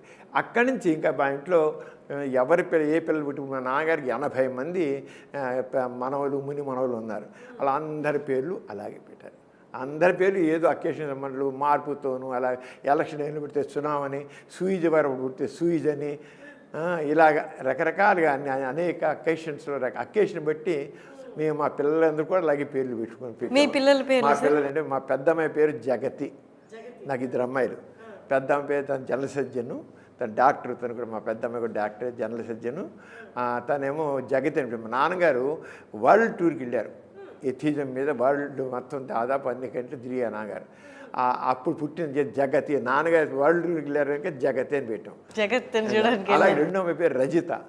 రజిత అంటే మన మన ఇండిపెండెన్స్ సంబంధించిన సిల్వర్ జూబ్లీ కూడా పుట్టింది రజితోత్సవం. అప్పుడు సరిగ్గా ఆ సంవత్సరం పుట్టింది. అంచేత మన భారత స్వాతంత్ర్యోద్యమం సంబంధించిన రజితోత్సవం, మన స్వాతంత్రం వచ్చిన తర్వాత రైతు కనుక రజిత అని పేరు పెట్టాను నేను, జస్ట్ అకేషన్ బట్టి. అంతే ఒక్కొక్కటి ఒక అకేషన్ బట్టి అలా చేసుకుంటూ వచ్చామంటే మొత్తం అందరి పేర్లు అలాగే ఒక్కొక్క అకేషన్ సంబంధించిన ఉంటాయి మొత్తం ప్రతి. సార్ మీరు 1939 ఆ టైంలో సెకండ్ వరల్డ్ వార్, మీరు అంటే అక్కడ మీకు ఎట్లా న్యూస్ వచ్చేదే సార్? ఎట్లుంది పరిస్థితి, వార్ ఎట్లుంది, వాతావరణం ఎట్లుండే సార్ అప్పుడు ఇండియాలో? నేను 39లో పుట్టాను, నేను చిన్నవాడే కదా, నాకు నాలెడ్జ్ ఎంత దగ్గర రావడానికి మాత్రం నేను రెట్లు పెడితే నేను దాదాపు 40 ఇయర్స్లో నేను కాస్త నాలెడ్జ్ కొద్ది పెద్ద అయ్యాను. గాంధీ గారు పోయే టైంకి మనకి అటు 47 కానీ గాంధీ గారు 48లో పోయారు గాంధీ గారు. అప్పటికి నేను బాగానే నాలెడ్జ్ వచ్చేసాను. అప్పుడు గాంధీ 1930 40 అనుకోండి, 48 గాంధీ గారు. అప్పుడు 8 ఇయర్స్ 9 ఇయర్స్ నాకు. 9 ఇయర్స్ అవును. ఆ టైం మాత్రం నా నాలెడ్జ్ అప్పుడు మాత్రం అండి యాక్చువల్ చెప్పాలంటే నేను చాలా చూశాను. బ్రిటిష్ పాలన కూడా చూశాను. మనకు స్వాతంత్రం చేసిన అప్పుడు ఎంతో దారిద్ర్యం ఉండేది, అసమానతలు ఉండేవి. ఎంత అసమానతలు అంటే ఒక హరిజన్ ఉన్నానుకోండి, వాడు మన మామూలుగా జనం అందరూ ఉండే ఇళ్ళ ఊళ్ళోకి రావాలంటే వాడు ఎంతో వంగి నడవాల్సి వచ్చేది. ఇప్పుడు అవి అగ్రహారాలు ఉండేవి, అగ్రహారాలు ఆ బ్రాహ్మిన్స్కి సపరేట్గా ఒక ఇల్లు సముదాయం ఉండేది. అక్కడ ఏమన్నా హరిజన్ వెళ్ళలేడు. అసలు వెళ్ళాలంటే హరిజన్ వెళ్ళాలంటే వాడు చెప్పులు తీసుకుని నెత్తిని పెట్టుకుని వంగి నడుచుకుంటూ వెళ్ళాలి. అగ్గాడు మంచినీళ్ళ బావులు అగ్ర కులస్తులకి వేరే మంచినీళ్ళ బావి, మామూలు వాళ్ళకి వీళ్ళకి వేరే మంచినీళ్ళ బావి. మంచినీళ్ళు కూడా బావులు కూడా వేరే. అప్పుడు ఇవి కొళాయిలు అని ఎక్కడున్నాయి లేవు, అంటే మా అయితే కొట్టుకునే పంపు ఉండేవి కానీ కొళాయిలు ఏం లేవు కదా. అలాగా అప్పుడు రోజుల్లో మనుషుల్ని ఎంతో హీనంగా చూసేవారండి నిజంగాను. సార్ అది నాకు ఒక డౌట్ ఉంది సార్. అక్కడ ఆల్రెడీ బ్రిటిషర్స్ వచ్చి మన మీద మొత్తం చూపిస్తున్నారు, వాళ్ళ రూల్ అంతా చూపిస్తున్నారు. అక్కడి నుంచి ఒకటి బాధుడైతే వీళ్ళలో వీళ్ళు మనలో మనం ఎందుకు పెట్టుకున్నాం అసలు? అంతా ఇండియన్స్గా ఉన్నప్పుడు ఒక పక్క పైనుంచి పడుతున్నాయి దెబ్బలు, మనలో మనం మళ్ళీ వీళ్ళు కొట్టుకోవడం, నువ్వు అగ్రకులము, నువ్వు పనికిరాని అంటరాని వాడివని అట్లా ఎందుకు చేసుకునేవాళ్ళు సార్ 2 వైపుల నుండి? ఇప్పుడు మనకి సమానత్వ భావం వచ్చింది కనుక మనం ఈ రంగా ఇప్పుడు మీరు అడిగే ప్రశ్న, ఆ రోజులు సమానం అనే భావం లేదు జనాల్లో. అగ్ర కులసులు, నిమ్మన కులసులు, హిందువులు, ముస్లింలు అన్నీ వేరు. అంటే బ్రిటిష్ వచ్చాక ఇంకా విభజించు పాలితులాగా చెప్పి రెచ్చగొట్టి జనాలను వేరువేరుగా చేసి ఇంకా పెంచి పోషించారు వాళ్ళు. అది కాదు మన సమాజంలోనే ఈ మతతత్వం ఉండబట్టి, కులతత్వం ఉండబట్టి మనుషుల మధ్య ఇన్ని అంతరాలు సృష్టింపడ్డాయి బాగాను. నేను గొప్ప అంటే నేను గొప్ప. అందుకని గాంధీ అంత ఇదిగా అంతరాంతరం నిర్మూలన కోసం కృషి చేశాడు. అంబేద్కర్ అంత చేశాడు. మరి రకరకాల విధవాలు ఆ రోజు బాల్య వివాహాలు జరిగిపోతుండే. ఎంత చెప్పారు, ఆడపిల్ల రజస్సులు కాకముందు పెళ్లి చేసేయాలి, రజస్సులు గారు పెళ్లి చేసే మహాఘోరం అనేవాళ్ళు. మీకు 8-9 ఇయర్స్ ఉన్న అప్పుడు ఆ టైంలో కూడా ఇది బాల్య వివాహాలు జరిగాయి. చాలా నా చిన్నతనం ఎన్నో బాల్య వివాహాలు చూశాను. మన ఈ బాల్య వివాహాలు మన చాలా 2000 ఎంత 70 ప్రాంతాలకు బాల్య వివాహాలు ఇప్పటికీ దొరుకుతాయండి బాల్య వివాహాలు. అప్పుడు చాలా ఎక్కువగా ఉండేవి బాల్య సతీసహగమనం ఉండేది సార్ మీరున్న టైం లేదు కదా? నేను చిన్నప్పుడు మాత్రం చాలా బాల్య వివాహాలు చూశాను. 10 ఏళ్ళకి, 12 ఏళ్ళకి, 14 ఏళ్ళకి, 15 ఏళ్ళు, 13, 14 ఏళ్ళు ఆడపిల్లకి పెళ్ళి అయిపోయేది అంతే. ఆడపిల్లకి పెళ్ళి అయిపోవాలి. రజస్సులు అయ్యాక ఆడపిల్ల ఇంట్లో ఉన్నట్లయితే అరిష్టం అంతే. ఆడపిల్ల అనేది అసలు పనికి ఉంటే అసలు ఆ తల్లిదండ్రుల గుండె మీద కుంపటి, నిప్పులు కుంపటి ఆడపిల్ల అంటే. చంపేసేవాళ్ళు కదండి ఆడపిల్లని, భయంకరంగా చంపేసేవారు కదా. అంటే పిల్లలు పుడుతుండేవాళ్ళు అనుకోండి, ఆడపిల్ల పెళ్లి చేయడం కష్టం, ఆడపిల్ల పెంచడం కష్టం, ఎంత భయంకర ఇప్పటికీ మనస్తత్వం కొంతమందిలో ఉంది. ఈ ఆడపిల్ల ఏం తక్కువండి అసలు. ఆ జెండర్ డిస్క్రిమినేషన్ అనేది చాలా ఎక్కువ ఉండేది. అందుకని ఆడవాళ్ళని అలాగ విధవాలు ఎన్ని అయిపోయినప్పుడు ఎంతమంది విధవలు అయిపోయింది. విధవలు అంటే భర్త చనిపోయిన తర్వాత భార్య కూడా చినిపోవాలన్నది మీ టైం మాది అప్పుడు సాగుమనం జాబ్ లేదు, అప్పుడు సతీ సాగుమనం అప్పటికి లేదు, ఇప్పుడు ఇంకా అప్పటికి లేదు. ఇప్పుడు రాజారామన్ రాయ్ మరి దానంతా పూర్తిగా ఇచ్చేసాడు కనుక చాలా ఎంత ఘోరం చెప్పండి సత్యం. భర్త చనిపోయాక భార్య చిత్తిపడి చచ్చిపోవాలని చేసి ఇది తీసి పగలెట్టి అది ఎంత ఇన్హ్యూమన్ ఆచారాలు సాంప్రదాయాలు అండి అవి. ఇవన్నీ మనం ఏదో మన కల్చర్ కాదు, చాలా భయంకరమైన భావాలు ఇవన్నీ. అలాగే బాల్య వివాహాలు, అలాగే ఒక భర్త చనిపోతే ఒక చిన్న బాల్య వివాహాలు చేసేవాడు, భర్త చచ్చిపోయేవాడు, చచ్చిపోతే ఈ అమ్మాయికి గుండు చేసేసి తలజీరు కట్టేసి ఇంట్లో కూర్చోబెట్టేసేవాళ్ళు. జీవితాంతం బాధ్యతే కదా. ఎంత ఘోరం అండి అసలు. అసలు ఆడ ఎంత చెప్పాలంటే అసలు ఎలా అప్పుడు లోకం ఎలా భరించిందంటే అది ఒక ఆనవాయితీగా తీసుకున్నారన్నమాట. అంతే, హృదయాన్ని చంపుకున్నారు, మనసును చంపుకున్నారు అంతే. అది అంతే కాబోరు, ఇంతే కాబోరు. అలాగే వీళ్ళు కూడా అలాగే ఉన్నారు, వాయిస్ లేకుండా. ఆడపిల్లలు కూడా ఏమా చదువు లేదు, వాయిస్ లేదు, ఇది ఇంతే మన పొడి ఉండాలని ఒక బానిస మనస్తత్వం ఉండిపెట్టి అదే ఘోరగచ్చిపోయింది. ఈ బానిస మనస్తత్వం పనికిరాదు, లిబరేట్ అవ్వాలి. ఆడవాళ్ళు ఇప్పటికీ ఇంకా ఉందండి. ఎందుకు ఉండాలండి పడి ఉండాలి అసలు? ఆడవాళ్ళు ఎందుకు పడి ఉండాలి? ఆడవాళ్ళు మొగాళ్ళకి ఏం తీసిపోరు. నన్ను అడిగితే ఆడవాళ్ళు మొగాళ్ళ కంటే ఎక్కువ నేను అడిగితే మనం నేను always say ladies are better than gents. Intellectually everything that better then this. వాళ్ళకి ఎక్కువ బయలాజికల్లీ స్ట్రాంగర్ సెక్స్ లేడీస్ అని వాళ్ళు ఎక్సెస్ క్రోమోజోమ్స్ ఉంటాయి, లైంగిక క్రోమోజోమ్స్. వీళ్ళు మగవాళ్ళు ఎక్స్వయ్యే ఉంటాయి. నిజం చెప్తుంది, నా దృష్టిలో మాత్రం ఆడవాళ్ళు చాలా తెలివిగల వాళ్ళు, ఆడవాళ్ళు చాలా యాక్టివ్గా ఉంటారు. లేడీస్ నా దృష్టిలో చాలా మగవాడి దద్దములు, చాలామంది మగవాడు దద్దములు. కానీ పురుషాధిక సమాజం కనుక మగవాడు అధికారం చాలా ఇస్తున్నాడు, కానీ ఆడవాళ్ళు ఏ మాత్రం తక్కువ, ఎక్కువని కూడా అంటాను నేను ఆడపిల్లలు. ఎందుకని సార్ వాళ్ళు ఫిజికలీ స్ట్రాంగ్ అని, లేకపోతే ఫస్ట్ ఆడమ్ పుట్టాడు తర్వాత ఈ పుట్టిందనా సార్? అదే అంతే, అది ఫిజికల్ ఆడమని కథలు అవన్నీ. ఆ కథలు పెట్టుకుని మనం అయిపోతామా, కథలు పుట్టే కథలు పెట్టేస్తాను అది అవన్నీ. నో, అసలు ఎట్టి పరిస్థితుల్లో కూడా జెండర్ డిస్క్రిమినేషన్ పనికి రాదు. ఆ విషయం మాత్రం చాలా గట్టిగా చెప్తాను. నో లేదు, అది విషయం చాలా గట్టిగా ఉండాలి. మన ప్రభుత్వాలు కూడా చాలా ఇప్పుడు ఇవన్నీ మార్పు వచ్చిందని చాలా మీ పుట్టిన దగ్గర నుంచి మీకు చాలా అంతా మారిపోతుంటున్నా అసలు మా జనరేషన్కి మీరు చెప్తున్నవన్నీ ఏదో సినిమాలో చూసినట్టు అది నిజంగా జరిగాయి అన్నట్టు ఉంది సార్. కానీ జరిగాయి, ఘోరాలు జరిగాయి. అన్నీ కామన్. వితంతు బాల వితంతులు ఏంటండి, గుండు చేసి కూర్చోవడం ఏంటండి, ఏంటి వాడేసి ఇవన్నీ. అందుకనే మనం పాతని గుర్తించాలి, మార్పిస్తాలి. మనం ఇంకా సమానత్వం వెళ్ళాలి, సమానత్వం వెళ్ళి తీరాలి. అప్పుడే మానవత్వం. ఇప్పటికీ ఇంకా కులాలు పెట్టి ఇప్పుడు వర్ణాంతవాహం చేసుకుంటే చంపేసేవాళ్ళు ఉన్నారు కదా ఇప్పుడు కూడా. ఇప్పటికీ ఎవరైనా కులాంతర మనం చూసాం. ఒక అమ్మాయి ఒక హరిజన్ పెళ్లి చేసుకుంటే ఆ సొంత తండ్రి అల్లుడిని చంపేస్తారు కదా. అలా ఒక అతను ఒక హిందూ ముస్లిం పెళ్ళిళ్ళు చేసుకుంటే ఆ సొంత బ్రదరే బావని చంపేశాడు కదా. ఇలా ఎన్ని జరుగుతున్నాయి చూడండి. తన తండ్రే చంపేసే తన కూతురిని చంపేసే మనం ఎన్ని చూస్తున్నాం. ప్రేమించి పెళ్లి చేసుకోండి. ప్రేమ అనేది అది చెప్పి వచ్చేది కాదు సరళంగా, అది ఆటోమేటిక్గా లవ్ ఈజ్ బ్లైండ్ అన్నట్టుగానే జరిగి వస్తుంది. అది అంతే. లవ్ కలగడం అనేది అది ఆటోమేటిక్గా వస్తుంది, చెప్పి చేసేది. ఇవి ఎవరైనా ప్రేమించిన భయం ఏమి మన కులం కానీ కులాన్ని ఇప్పుడు ప్రేమించాలంటే ఇది మన కులస్తున్నా కాదా అని చూసి ప్రేమించడం. అది ప్రేమ ఎందుకు అవుతుంది? పరిచయం అవుతుంది అంతే. పరిచయం అవుతుంది, ప్రేమ అవుతుంది. అసలు ఎంత భయంకర ఈవెంట్ నా ఇప్పటికీ ఎన్ని వివాహాలు దొరికినాయి చెప్పండి. వర్ణాంతర వివాహాలు, మతాంతర వివాహాలు వెరీ లెస్. ఎంత మేరకు కులాంతర వివాహాలు, మతాంతర వివాహాలు ప్రమాదాలు జరుగుతాయో అంత మేరకు సమాజంలో సమానత్వం వస్తుంది. ఇలాగే ఉంటే మాత్రం సమానత్వం రాదు. అంచేత ప్రేమ వివాహాలని తప్పకుండా ఎంకరేజ్ చేయాలి. రక్షణ ఇవ్వాలి, ప్రభుత్వం తప్పకుండా రక్షణ ఇవ్వాలి, వాళ్ళకి సపోర్ట్ చేయాలి, ప్రభుత్వం సపోర్ట్ చేయాలి, సంఘం సపోర్ట్ చేయాలి. అలాగే అప్పుడే సమాజం, లేకపోతే మాటల వరకు ఉంటుంది సమాజం అంతా. సార్ ఓకే సార్, అది కులాంతర వివాహాలు చేసుకుంటున్నారు సార్. 80s 90s అండ్ 2000 వరకు కూడా తీసుకున్న కులాంతర వివాహాలు చేసుకున్నారు, వాళ్ళు చక్కగా సంసారాలు చేశారు, పిల్లల్ని కన్నారు, అంతా బాగానే ఉంది సార్. కానీ ఇప్పుడు జనరేషన్ ఏంటి అంటే కులాంతర వివాహాలు చేసుకున్న పేరెంట్స్ ఎలా ఉన్నారంటే వీళ్ళకున్న ఇమ్మెచ్యూరిటీకి, వీళ్ళకున్న దాని కులాంతర వివాహాలు చేసుకున్న ఎన్ని రోజులు కలిసి ఉంటారని వాళ్ళే వదిలేస్తున్నారు సార్. ఇప్పట్లో ఎక్కువ ఫెయిల్యూర్స్ ఉన్నాయి కదా సార్ మ్యారేజెస్. అది అక్కడ ఇప్పుడు ఏంటి అయిపోయినంటే ఆ పురుషాధిక భావం ఇంకా మగాళ్ళు ఉంది.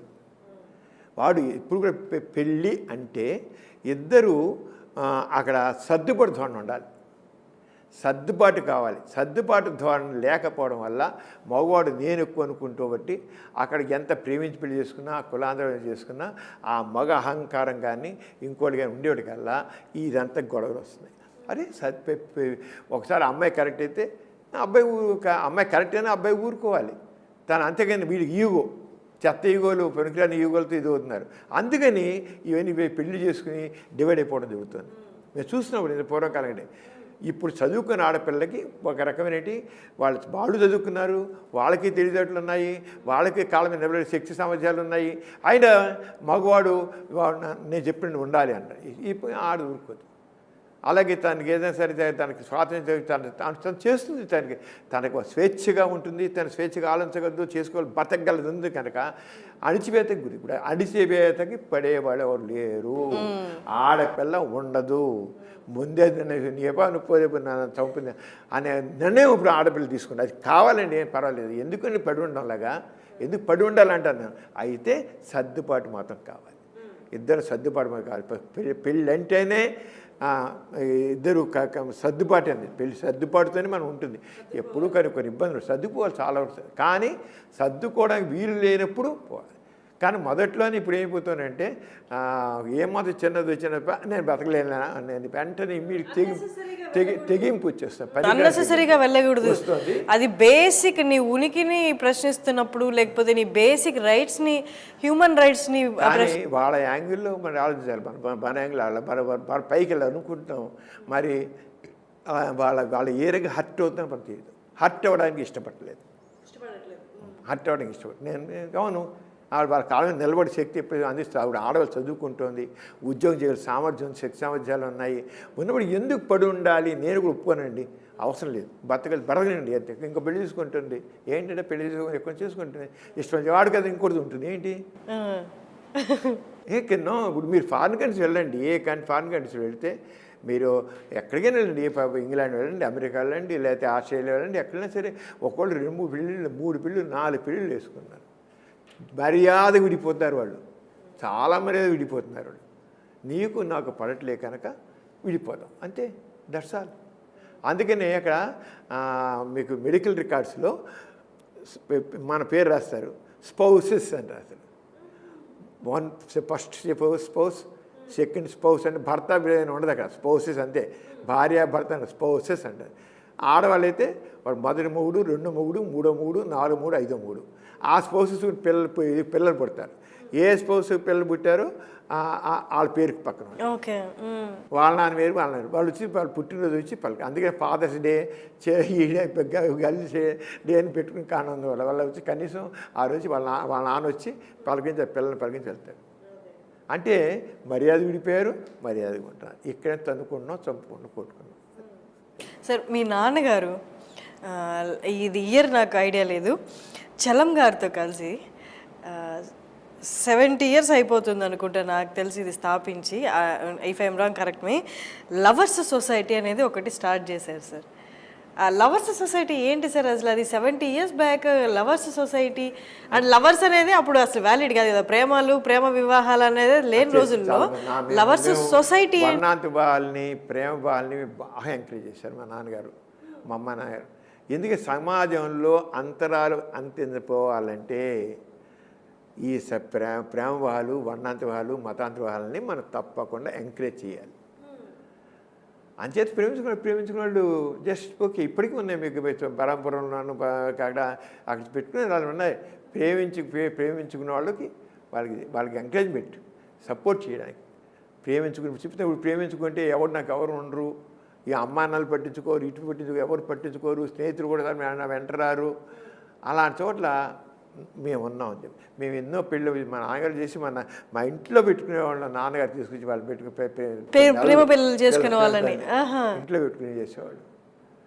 ఇంట్లో పెట్టుకునే వాళ్ళకి అన్నీ చూసి ఆయన పిలిచి ఆ పేరెంట్ని పిలిచి మాట్లాడి చివరికి వాళ్ళు ఒక పిల్లలు పుట్టి ఆ పిల్లలు పుట్టితే మేము మా హాస్పిటల్లో వాళ్ళందరినీ వాళ్ళు చేసి కడుపులు వస్తే చేసి పిల్లల్ని కాన్పులు చేసి చివరికి పిల్లలు పుట్టే అక్కడ వస్తారు వాళ్ళు.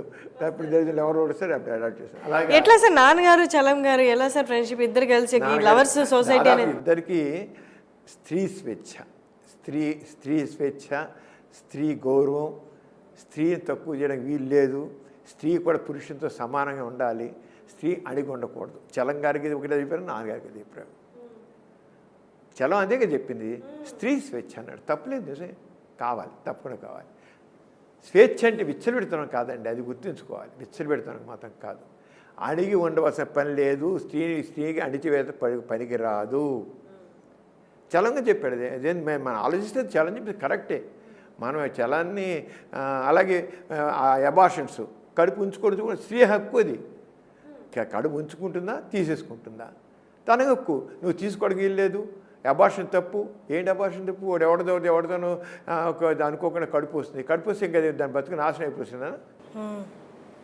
పెళ్ళి కాకుండా కడుపు తెచ్చుకుందంటే ఉండొచ్చు, కొన్ని సందర్భాలు జరగవచ్చు. ఎమోషనల్ మేనేజ్ ఎమోషనల్ బీయింగ్ అని చెప్పి ఇప్పుడు జరుగుతాయి, తప్పులు జరుగుతాయి. జరిగిన మాత్రాన ఇంక దానికి పతితురాలేనా?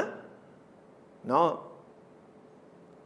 ఎవరిదో కడుపు తెచ్చుకుని మాత్రం వాడు ఎవరిదో అనుకోకుండా కడుపు వస్తే ఇంక పతితురాలు లెక్కట్టేస్తారా? ఎంతమంది అయినా వస్తుండే అవి లెక్క. ఈ అమ్మాయి ఎందుకు అమ్మాయి బతుకు నాశనం అవ్వాలి? అది అమ్మాయి సొంత విషయం. దాని గురించి మీరు అమ్మాయిని ఎందుకు బ్లేమ్ చేయాలి? ఒప్పుకోరు. ఇప్పుడు నీతి అనేది మనుషులకి మంచి జరిగిన నీతి కానీ మనుషుల్ని బాధ పెట్టేది నీతి కాదు. బాధపడడం అవినీతి. మనిషిని ప్రేమగా చూడడం నీతి, మనిషి సమానంగా చూడడం నీతి, మనిషికి విలువడం నీతి, మనిషికి రెస్పెక్ట్ ఇవ్వడం నీతి. అంతేగాని మనిషి బాధపడడం నీతి ఎందుకు అవుతుంది? మన నీతులు చెప్పి మనుషులని హృదయాన్ని గాయపరుస్తున్నాం. మనం మనుషులు దూరం చేసుకుంటున్నాం. అంచేత నీతి అనేది ముందు ఫస్ట్ మ్యాన్ ఇది ఇంపార్టెంట్. మ్యాన్ అంటే మ్యాన్ అంటే అమ్మాయి అబ్బాయి ఇద్దరు వస్తారు అక్కడ, ఎవరైనా సరే వాళ్ళకి విలువ, వాళ్ళకి గోవాలి, మనిషికి విలువాలి. చలం అదే చెప్పాడు, గోర అదే చెప్పాడు. మీరు నీతులు చెప్పి జనాల హృదయాల్ని మీరు చేయొద్దు, బాధ పెట్టద్దు. మానవత్వం మీరు చూసుకోండి. తప్పేంటి? సరే మామూలుగా కొంచెం జరుగుతుంది, అందరు చేస్తున్నారా? ఉంటే ఇప్పుడు మరి ఫారిన్ కంట్రీస్లో వాళ్ళు తిరగలేదా? ఫారిన్ కంట్రీస్ చూడండి ఏమైపోయిన సహాయాలు లేరా? ఏంటికి మనం మొత్తం ఒక పక్క విశ్వ కుటుంబం అని చెప్తాం. మనం విశ్వ కుటుంబం అంటాం, కానీ ఇలాంటి విషయాలు చేయగల మళ్ళీ మన నీతి, మన సమాజం, మన సంస్కృతి అంటూ కానీ ఎంత మారిపోయాయి. మళ్ళీ భాషల్లో దుస్తులు అలాగే వేసుకుంటున్నాం, అన్నిట్లో అలాగే ఉంటున్నాం, అన్నీ ఉన్నాం. ఈ విషయాలు జరిగిన కొన్నిట్లో మనం ఇంకా రిజిడ్గా ఉన్నాం. రిజిడ్ సైకాలజీ, ముండిగా ఉంటున్నాం. చేంజ్ కావాలి, దాంట్లో కూడా చేంజ్ రాదు. ఫారిన్ కంట్రీస్ ఎంతమంది ఉన్నారు? నేను జర్మనీ వెళ్ళాను. జర్మనీ వెళితే జర్మనీలో పెళ్లి చేసుకునే వాళ్ళు మొత్తం జనాభాలో 30% ఉన్నారు. 70% లివింగ్ టుగెదర్, అంతే దర్శాలు. 30% పెళ్లి చేస్తున్నారు. ఆ 30%లో జీవితాంతం మిగిలిన వాళ్ళు ఎంతమంది తెలుసా? మళ్ళీ 30%. But they are very happy. వీళ్ళు హ్యాపీగా లేరా? వాళ్ళు అభివృద్ధి చెందట్లేదా? వాళ్ళు అన్నీ మంట కలిసిపోయే వాళ్ళ సమాజం చెత్తగా ఉందా? ఏం లేదు, చాలా చక్కగా ఉంది. మనం అనుకుంటున్నామండి, మన బ్యాక్గ్రౌండ్లో మనం ఈ పనికి రానిటి బూజు పట్టి కాలం చెల్లిన ఛాందస భావాలతో మనం ఆ బ్యాక్గ్రౌండ్లో మనం ఈ చెత్త అంతా ఆలోచిస్తున్నాం. మారుతున్న సమాజాన్ని మనం చూడలేదు. మారుతున్న సమాజం ఎప్పుడు సమాజం ముందు వెళుతూ ఉంటుంది. ఆ మారుతున్న సమాజం వైపు మనం ఆ విషయాన్ని మనం అవలోకనం చేసుకోవాలి. అంతేగాని కాలం చెల్లిన బూజు సమాజం ఎప్పుడు ముందుకు వెళుతుంటుంది. బూజు సమాజంతో పాటు వెళ్ళకపోతే మారుతుంది, దాంట్లో మార్పుతో పాటు వెళ్ళకపోయినట్లయితే మన ప్రోగ్రెస్ లేదు. అవును sir, correct sir. And back to ఇందాక అడిగిన క్వశ్చన్ సార్, సమరం గారిని చాలామంది వ్యంగ్యంగా మాట్లాడతారు. ఇందాక అన్నారు మీరు మాట్లాడమండి. వ్యంగ్యంగా మాట్లాడాలి, మీకు తెలుసు కదా సార్, నాకు తెలుసు. సినిమాల్లో కూడా మాట్లాడతారు. కొన్ని జోక్స్ గురించి మాట్లాడతారు సమరం గారు అని. మీకేమనిపిస్తుంది సార్ అలా ఆ సినిమాల్లో డైలాగ్స్? వాళ్ళు నవ్వుతారు, నేను నవ్వుకుంటాను. ఇదేంది ఒకళ్ళు సంతోషిస్తున్నాను కదా అని ఎప్పుడు అనుకుంటారు అన్నమాట. నా ఉద్దేశం, నా భావం ఏంటంటే ఎప్పుడు కూడాను ఎదుటి వాళ్ళకి ఎప్పుడు కూడా సంతోషం కలిగించాలి, ఆనందం ఇవ్వాలి. నా దృష్టి ఇప్పుడు ఎదుటి వాళ్ళని బాధ పెట్టకూడదు, సంతోషం ఉండాలి. మన మీద జోక్స్ ఇస్తే ఆనందిస్తున్నాం, ఓకే ఆరంగా ఆనందిస్తున్నాం కదా. మన ఇవ్వాల్సిన ఏంటి? సంతోషం, సుఖం. మనం సుఖంగా ఉండాలి, సంతోషంగా ఉండాలి. ఎదుటి వాళ్ళు సంతోషంగా ఉండాలి, సుఖంగా ఉండాలి. అంచేత నా మీద జోకులు వేసి వాళ్ళు ఎంజాయ్ చేస్తుంటే ఐ విల్ బి హ్యాపీ. కనీసం వాళ్ళకి ఒక ఆనందం, ఈ సమరం ఆనందంగా పనికి వస్తున్నాడు. ఆ పాడి మీద సమరం బొప్పునవ్వచ్చు, లేదా ఇంకోటి అవ్వచ్చు. అక్కడ అంతా ఫ్రెండ్లీగానే ఉంటాయి కదా. నేను ఎందుకు నాతో నా ఫ్రెండ్స్ కూడా మా వాళ్ళు నన్ను పెట్టుకుని చాలా జోకులు వేస్తుంటారు. నన్ను పెట్టుకుని మీకే ఫార్వర్డ్ చేస్తారు అవి? నేను చేస్తాను వాళ్ళతో పాటు. షేక్ అని కూడా ఇస్తాను, లేవు గొప్ప నేను బలి నవ్వుతాను, నేను కూడా నవ్వుతాను అలాగా. ఏముంది సరదాగా ఉంది, ఏముంది తిట్టుకునేవ్వండి, వాళ్ళ మనస్తత్వం అంతే. ఏమైపోతుంది? తిట్టేవాళ్ళు కూడా ఉన్నారు మనల్ని. భావ స్వాతంత్ర్యం ఉంది, మాట్లాడుకునేవ్వండి, తప్పేంటి? మాట్లాడుకున్నాం. మనం కాదు కదా, మనం చక్కగా అందరూ హాయిగా ఉండాలి, మనుషులందరూ సుఖంగా ఉండాలి అని కోరుకుంటున్నాం. అందరు సంక్షేమం, ఎవరి చెడు కోరుకోను, ఎవరి చెడు నేను కోరుకోను. అందరూ హ్యాపీ, అందరూ పైకి రావాలి, అందరూ చక్కగా ఉండాలి. మీ అందరూ నేనే కదా, అందరం అలా కోరుకుంటాం. అందరూ మంచిగా కోరుకుంటాం. ఇంకేమితారు మనం చెడు కోరుకున్నా సర్లే మన దూరం వాళ్ళ సైకిల్ అనుకోవడం ఊరుకోవడం అంతే.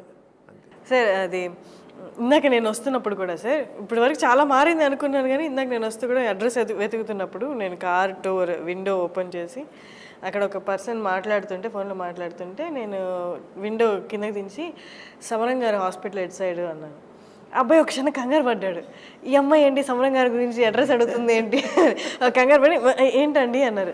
సమరం గారి హాస్పిటల్ ఉంది కదా, అడ్రస్ కొంచెం చెప్పరా అంటే, స్ట్రైట్ వెళ్ళి లెఫ్ట్ వెళ్ళండి అనేసి ఇట్లా చూస్తున్నాడు నన్ను నేను వెళ్ళిపోయేదాకా.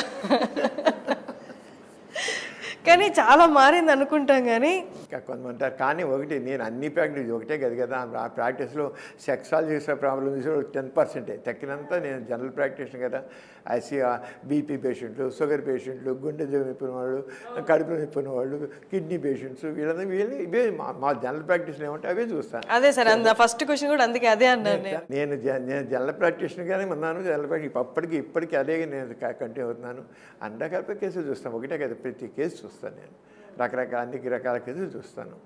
దాంతో కూడా సెక్సాలజీ ప్రాక్టీస్ కూడా కేసులు చూస్తాను. నాకు అన్ని ఒకటే. అసలు సెక్షువల్ ప్రాబ్లం ఎందుకు వేరుగా చూడాలి? ఇప్పుడు మనం పేషెంట్స్ ఎందుకు సిగ్గుపడాలంటాను నేను, ఖచ్చితంగా అంటాను. మీకు ఛాతీలు నొప్పి వస్తే డాక్టర్ చూపించుకోవట్లేదా? మీకు యూరినరీ ప్రాబ్లం డాక్టర్ చూపించుకోవట్లేదా? ఓ దగ్గు వస్తే రెస్పిరేటరీ ప్రాబ్లం డాక్టర్ చూపించుకోవట్లేదా? తలకాయ నొప్పి వస్తే డాక్టర్ చూపించుకోవట్లేదా? జ్వరం అలాగే సెక్షువల్ ప్రాబ్లం అది కూడా సేమ్ మెడికల్ ప్రాబ్లం అనుకోండి, లేదా సైకాలజీ ప్రాబ్లం చూపించుకోండి. అంతేకాని తప్పుగా చెప్తే తక్కువ వాళ్ళు అనుకుంటారని ఎందుకు అనుకోవాలి అసలు? నేను ఆరంగా అనుకోను, అలా చెప్తాను కూడా. అన్నిట్లో ఇది కూడా మరి షుగర్ ఉంటే మీకు ఏ తప్పుగా అనుకోనప్పుడు సెక్షువల్ ప్రాబ్లం అది కూడా మనిషి జీవితానికి సంబంధించిన కదా, దాన్ని ఎందుకు ఎందుకు అనుకోవాలి? అదే సార్ ఇందాక చెప్పినట్టు you are very vocal about these problems. వాళ్ళు పుట్టినప్పటి నుంచి కూడా you are very vocal. So అదే మెయిన్ రీజన్ ఏంటి సార్? ఓకే సార్, అది ఇది ఎప్పటి నుంచో ఇప్పటికి వరకు కూడా ఏదైనా ఇలాంటి పర్సనల్ సెక్షువల్ ప్రాబ్లమ్స్ వచ్చింది అంటే సమరం గారు, మీ తర్వాత ఇంకో సమరం గారు ఎందుకు రాలేదు? అంటే ఈ ఫీల్డ్లో మీరున్నంత వోకల్గా మీ తర్వాత ఎవరు అంత గుర్తించేంత పేరు రాలేదు. ఎవరు ఇప్పటికి కూడా ఓపెన్గా ఇంత మాట్లాడుతున్నట్టు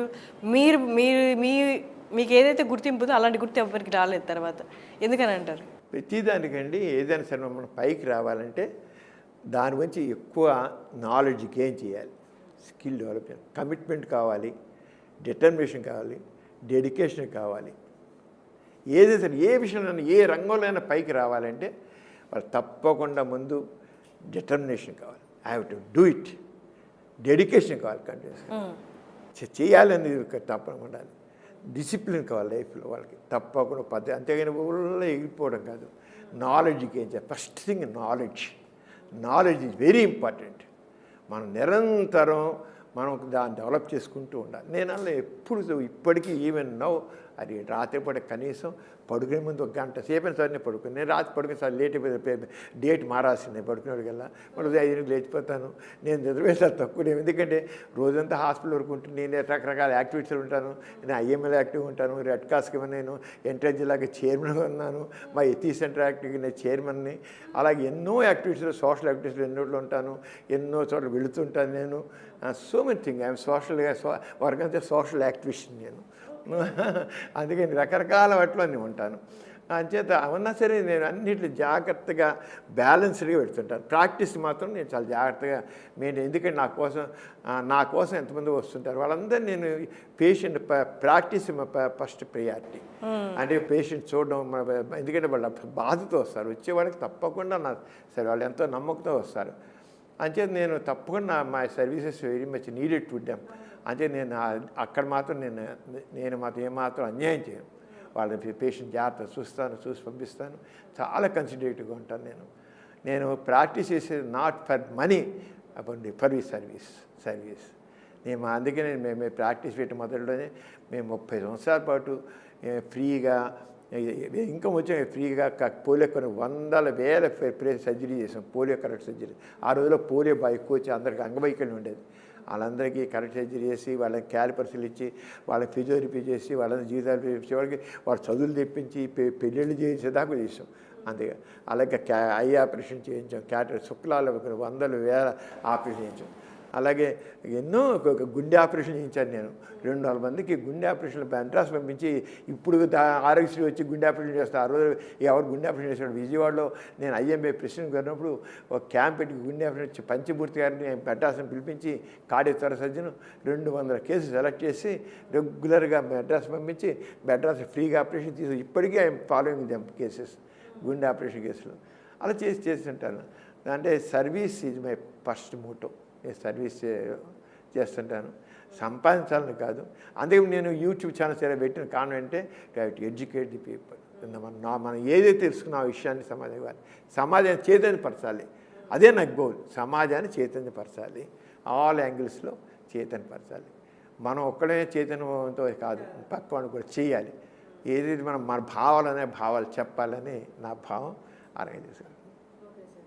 సార్, మీ బాబాయ్ గారు గోపరాజు సాంబశివరావు గారు, ఆయన English literature, history of English literature బుక్ని తెలుగులో అనువదించారు.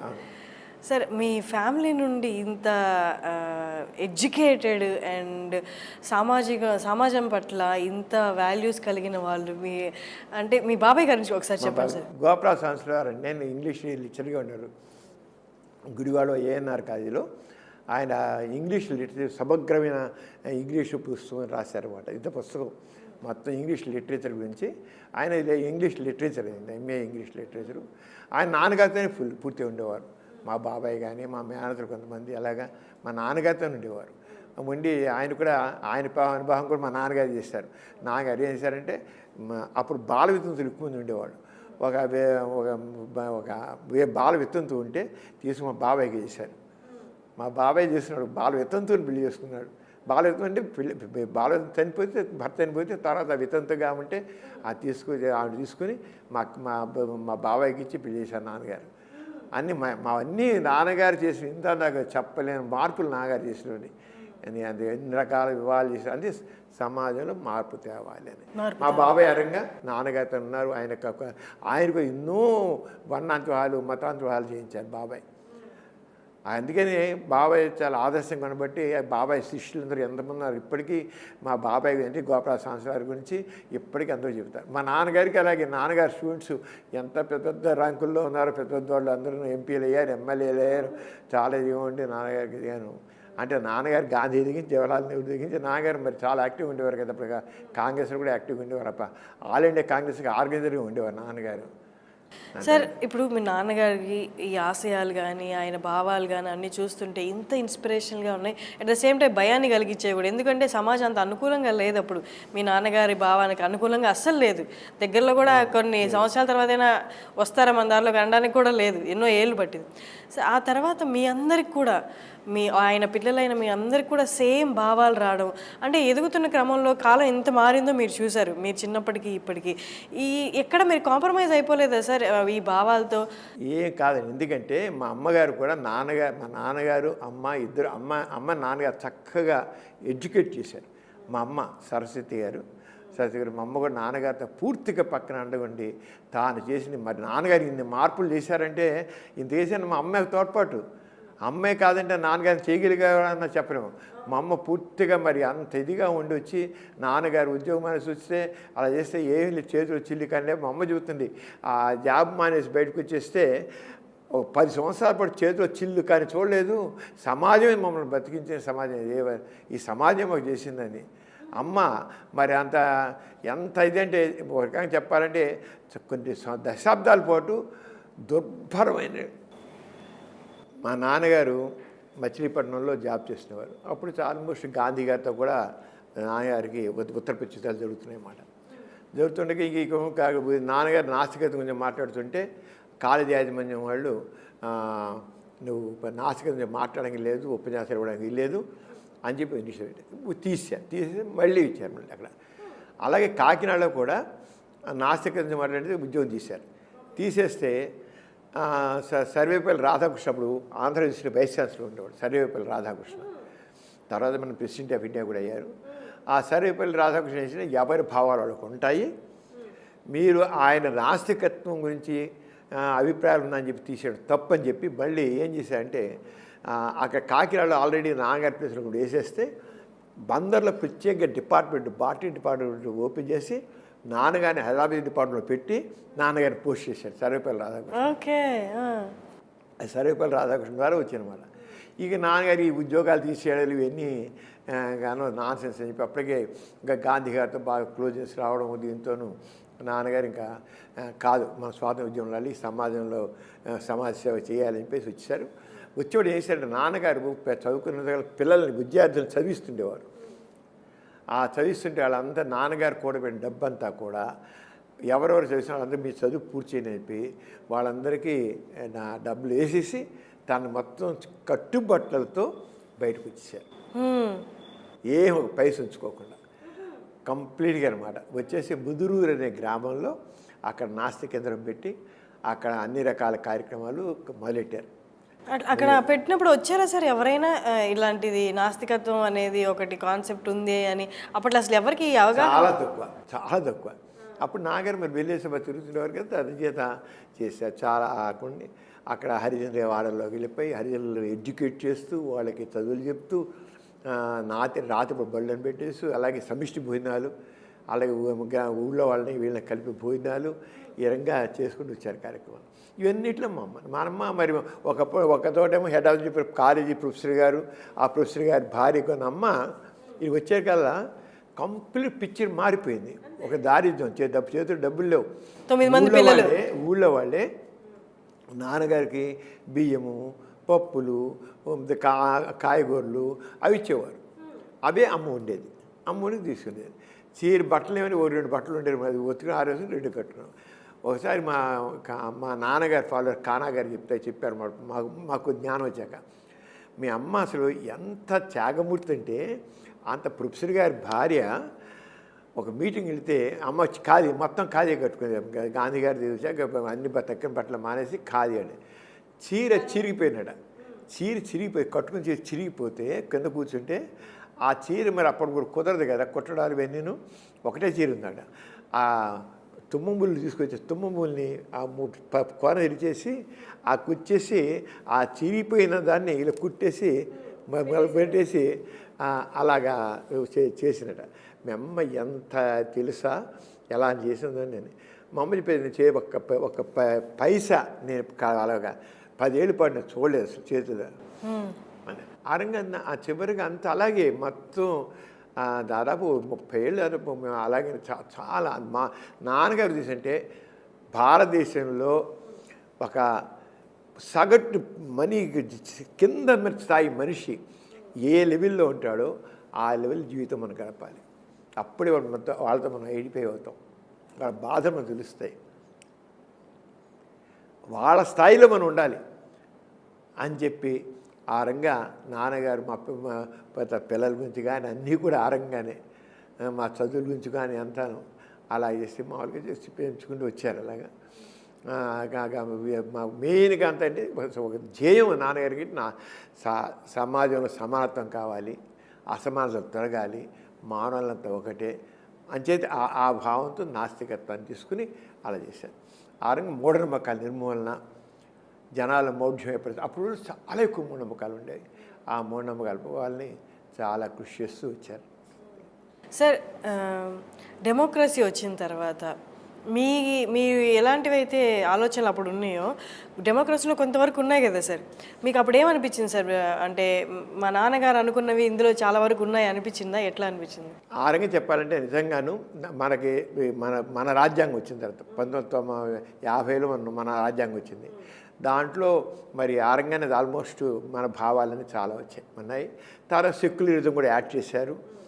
అలాగే ఫండమెంటల్ డ్యూటీస్లో అనేది పెట్టి ఇందిరాగాంధీ ఫండమెంటల్ డ్యూటీస్ అని పెట్టి జవహర్లాల్ నెహ్రూ సెక్యులరిజం వాడు యాడ్ చేశారు. అంతకుముందు పట్టణంలో లేదు, తర్వాత యాడ్ అయ్యారు సెక్యులరిజం అని. సెక్యులరిజం అంటే యాక్చువల్గా ఏంటంటే మత ప్రేమీలేంటి రాజ్యం పాలన అంటే మా ఏ రంగం కూడా రాజ్య పాలన అంటే దేశ పరిపాలనలో ఎక్కడ కూడా మతం ఉండకూడదు. అంచేత ఆ పాలనకి వీళ్ళెవరు కూడా ఏ మతపరమైన కార్యక్రమంలో పాల్గొనకూడదు.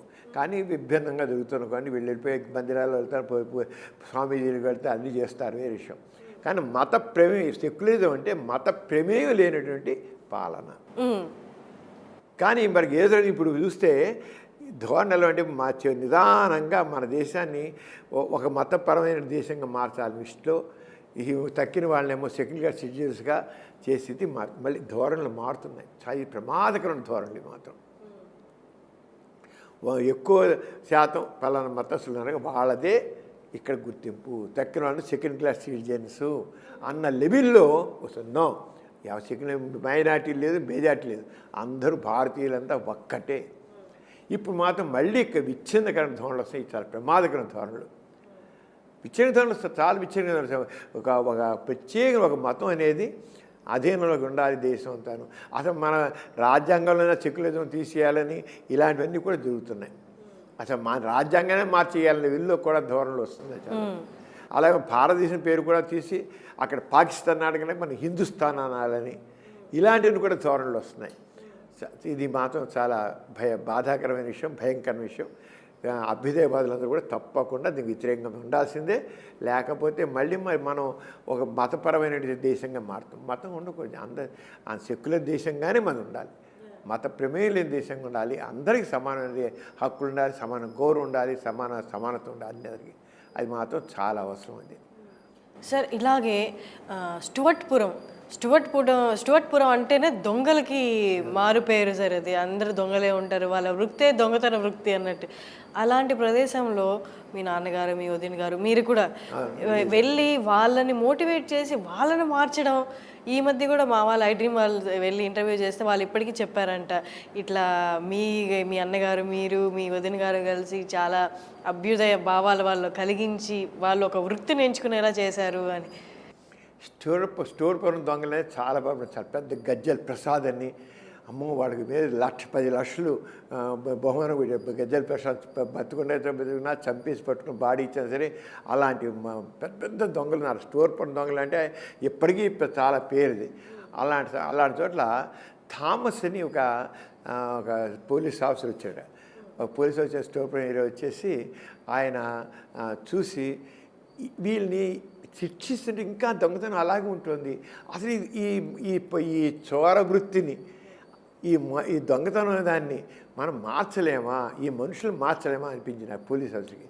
అనిపించి నాన్నగారు తిరిగి వచ్చి చెప్పాడు, ఏమండి నేను అరెస్ట్ చేస్తాం పట్టుకుంటాం కానీ ఎక్కువైపోతారు, దొంగలు మాత్రం ఎక్కువైపోతారు, వాళ్ళు గట్టి వాళ్ళు చేయలేకపోతారు, చేతిలో ఉండలేదు. అది దీంట్లో అనేక మంది వ్యాపారస్తుల భాగస్వామ్యం ఉంది.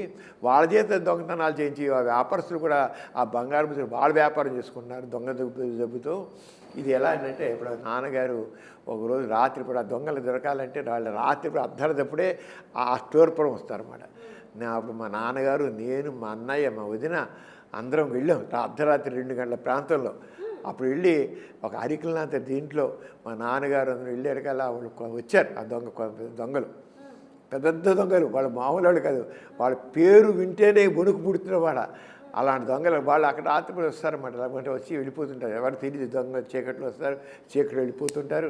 అది అప్పుడు వెళ్ళి నాన్నగారు అని మాట్లాడి చేసి, అక్కడి నుంచి నాన్నగారేమో ఇక వాళ్ళని తీసుకెళ్ళి మాట్లాడి చేసి మీరు మారాలి, మీరు మీకన్నా మీరు దాంట్లో ఉండేది ఏముంది, మీరు దోపిడీ కూడా గురవుతున్నారు, ఇతరుల మీద దోచుకుంటున్నారు, మీరు కూడా దోపిడీకి గురవుతున్నారు, మీ ఫ్యామిలీ సుఖం ఏంది ఏం లేదు, మీ కుటుంబం 200 కుటుంబాలు ఉన్నాయి అక్కడ.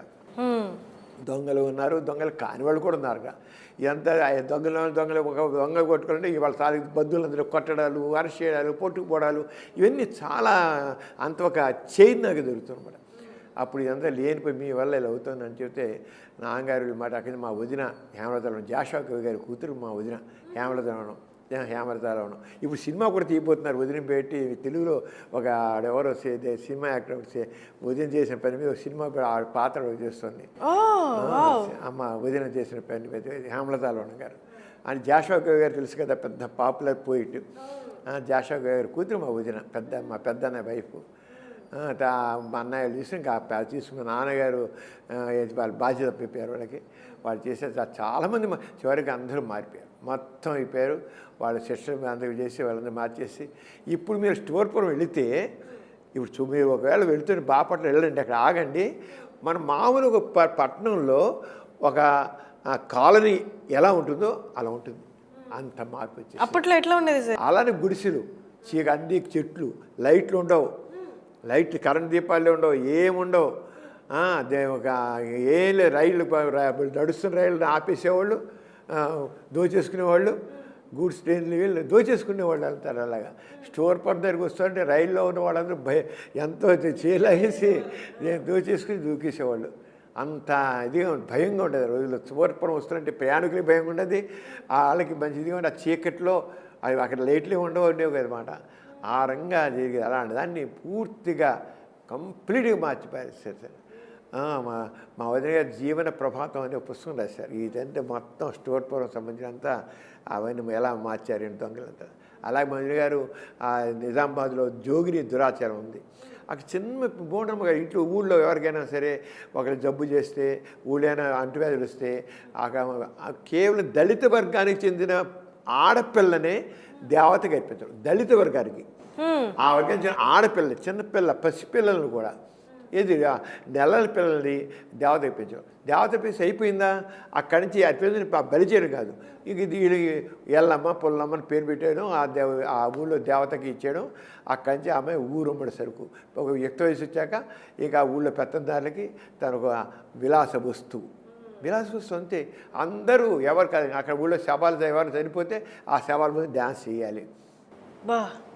ఎంత హీనం అంటే అంత వాళ్ళ బతుకులు చాలా చాలా హీనాతీనం. దాంట్లో మా వదిన గారు, మా అన్నయ్య వెళ్ళి, లవణ గారు వెళ్ళి అక్కడ అంతా మార్పు చేస్తారు. దాని చివరికి నేను వెళ్ళాను, తిరిగా నేను మఠంలో నేను దిగాను అక్కడ. వాళ్ళ ప్రతి మాట్లాడి వాళ్ళ ఇళ్లలోకి వెళ్ళి మార్చి వాళ్ళ పిల్లలందరినీ కూడా చదివించి వాళ్ళకి అన్నీ చేసి అంటే ఆర్గనైజేషన్స్ కోసం హెల్ప్ చేశారు వాళ్ళందరూ చదువుల కోసం. అక్కడ మా ఎన్టీ రామారావు ఇప్పుడు చీఫ్ మినిస్టర్గా ఉండేవారు. అసెంబ్లీలో కూడా దిగుని చూస్తే నేనే వెళ్తాను, స్టోర్ చూస్తాను, అది స్టోర్ నిజామాబాద్ వెళ్తాను చూస్తానని చెప్పేసి అన్నాడు. చివరికి యాక్ట్ చేసి ఎవరైనా జోగిని కింద మారిస్తే ఊరుకోను వాళ్ళ పనిష్మెంట్ ఇంత ఫైన్ అని చెప్పి ఒక చట్టం కూడా తీసుకొచ్చాడు. చాలా మారిపోయింది, చక్కగా మారిపోయింది. అలాగే తెలంగాణ జిల్లాలో బాణమతి, చేతబడి అనే మూఢనమ్మకాలు చాలా ఎక్కువ ఉండేవి. చాలా ఎక్కువ ఉంటున్నారు రోజులో. ఊళ్ళో ఎవరికైనా సరే జబ్బు చేస్తే ఎవరో బాణమతి చేశారు, చేతబడి చేశారు కనుక వచ్చింది. క్యాన్సర్ వచ్చినా, టీబీ వచ్చినా, గుండె జబ్బు ఉన్నా వాళ్ళ జబ్బు అనుకోరు, ఎంత ఎవరో చేతబడి చేశారు కదా అయ్యింది అనుకునేవాళ్ళు. అనుకుని ఎవరిలో కొంతమంది అమాయకుల్ని వీడు మంత్రగాడు, వీడిగా మంత్రాలు వచ్చు, ఆ మంత్రాలతో చేతబడి చేస్తున్నాడు అని చెప్పేసేసి వాడిని పట్టుకుని కొట్టి చంపేసేవాడు. పళ్ళు పీకేసేవాళ్ళు, నాలుక కట్ చేసేవాళ్ళు, చంపేసేవాళ్ళు. అక్కడ అరవిందరావుని ఆయన ఎస్పీగా ఉండేవారు. ఉంటే ఆయన నాకు ఉత్తరం రాశారు, సమరం మాకు మా జిల్లాలో ఈ బాణమతి చేతబడి మూఢనమ్మకం ఎంత ఇది అని మా పోలీసులకి లాఠీలకి లొంగడం లేదు, నువ్వు టీమ్గా వచ్చి ఈ మూఢనమ్మకాన్ని నువ్వు తొలగించాలి అని అన్నారు. తొలగించాలంటే వెళ్ళాం, డాక్టర్ని సైకాలజిస్ట్ని సోషల్ వర్కర్స్ని తీసుకుని వెళ్ళాను. నేను వెళితే చాలాగా బెటర్ ఎక్స్పీరియన్స్ మాకు. అక్కడ జోగిపేట అనే ఊళ్ళోకి వెళ్ళి అక్కడ అందరితో మాట్లాడుతుంటే ఈ బాణామతి చేతబడిన మూఢనమ్మకం మీద తాయితులు మేవాళ్ళు వీళ్ళుండి అమ్ముకునే ఒక వ్యాపారం తయారయ్యారు, వాళ్ళ బిజినెస్ పోతుందని చెప్పేసి అసలు వీళ్ళే పెద్ద మంత్రగాళ్ళు బాణమతి లేవాడు చేతబడి లేపడం ఏంటి, కొట్టండి రా అన్నారు. అనేటికల్లా ఆ మూర్ఖ జనం దన్న మా మీద పడిపోయారు, మా చంపేపోయారు. అయ్యో కొట్టారు మీద దుమ్మిగా వచ్చేసారు మీదకి. అప్పుడు పోలీసు వాళ్ళు అక్కడ ఉన్నారు మీడియా దీంట్లో వచ్చేసి మేము వచ్చేసి మమ్మల్ని రక్షించి తీసుకెళ్ళి వ్యాన్లో పెట్టేసి తీసుకెళ్ళారు. నిజంగా ఆ రోజున పోలీసులు వెంటనే అక్కడ ఉన్న పోలీసులు మమ్మల్ని రక్షించకపోతే మా శవాలు విజయవాడకు వచ్చిండే, శవాలే వచ్చిండే. అంత ఘోరంగా మాట. మీటింగ్లో మాట్లాడుతుంటే మీటింగ్ చెప్పేవాడు బాణమతి చేతబడలేదు, ఇలాగ అలాగే ఇవన్నీ ఇది పలానా జబ్బు వీళ్ళకి పలానా జబ్బు, వీళ్ళందరూ పెట్టి మీ అందరూ మోసం చేస్తున్నారు, వీళ్ళందరూ మంత్రగాళ్ళు లేరు, ఎవరు లేరు, అసలు మంత్రాలంటూ లేవు, మంత్రాల శక్తి లేదు అని మేమంతా చేస్తున్న మా మీద రాళ్ళిసేవాళ్ళు. రాళ్ళే మేము మాట్లాడుతుంటే రాళ్ళు మీద వేసేవాళ్ళు మా మీద. ఇలా తిరిగి అంత మొత్తం వెళ్ళాక 6 నెలలు పోయాక అరవిందరావు ఎస్పీ గారు మొత్తం రాశారు. ఇదివరకేం రాశారు, ఇక్కడ 80% మందిలో ఈ మూఢనమ్మకం చాలా ప్రబలంగా ఉంది, మీరు వచ్చి మాట్లాడాలి. ఆ ఎస్పీ గారే మేము వచ్చి వెళ్ళి అంత విస్తృత పర్యటించాం, చాలా విస్తృతం చేసాం, మొత్తం అన్ని ఊళ్ళు తిరిగాక ఒక 6 నెలలు పోయాక లెటర్ రాశారు. మీ ఇంతవరకు 80% ఉన్నది మూఢనమ్మకం ఇప్పుడు 20%కి వచ్చింది, 80% తొలగిపోయింది. మీరు చేసిన తర్వాత ఇప్పుడు హాయిగా ఉంది. ఇప్పుడు జిల్లాలో చంపేసేవాళ్ళు కదా, దేవుని కింద విలేజ్లో బాణమతి చేశారని మూఢనమ్మకంతో చేశారని అనుకుంటారు, మంతగళ్ళని నమ్ముది ఎవరు పాపం అమాయకులు, వాళ్ళని అనుమానించడం, వాళ్ళని కొట్టి చంపిస్తూ చేయడం. అక్కడ వరంగల్ దగ్గర తింబాపురం ఊళ్ళో బాణమతి చేస్తున్నారు వీళ్ళ దగ్గర మంత్రగాళ్ళు అని చెప్పి దీంతో ఒక 5-6 వాళ్ళని అందరు కలిసి కొట్టి చంపి, ఒక పందిని కొట్టి చంపినట్లుగా మనుషులు కొట్టి చంపేసి అందరు తలొక గడ్డి ముప్పేసి అక్కడ నేను తగిలిపెట్టాను మరి వరంగల్. అసలు ఎంత ఘోరండి. అంటే ఈ మూఢనమ్మకాలని పోనీలే ఎవరు పిచ్చి వాళ్ళని ఊరుకుంటే ఆ మూఢనమ్మకాలు అమానుషంగా మారుతాయి, మానవత్వాన్ని పోగొట్టేస్తాయి. ఆ రంగంగా నేను చాలా ఎక్కువ కాలం రంగారెడ్డి జిల్లాలో వెళ్ళాం. అక్కడ రంగారెడ్డి ఎస్పీ రాజుగారు ఉంటే రాజుగారు ఎస్పీగా రప్పించారు. అక్కడ కార్మిక ఉన్నప్పుడు అందరూ వచ్చారు, వాళ్ళందరూ వచ్చారు, మినిస్టర్స్ కూడా ఉన్నారు. ఉన్నామని మాట్లాడిన వల్ల ఒకటి 4 కోసేశారు, ఒకటి పళ్ళు రాళ్ళు కొట్టేశారు. అంత ఘోరం మాట, అంత మూర్ఖత్వం, మూఢనమ్మకాలు, అంత మూర్ఖత్వం అన్నమాట.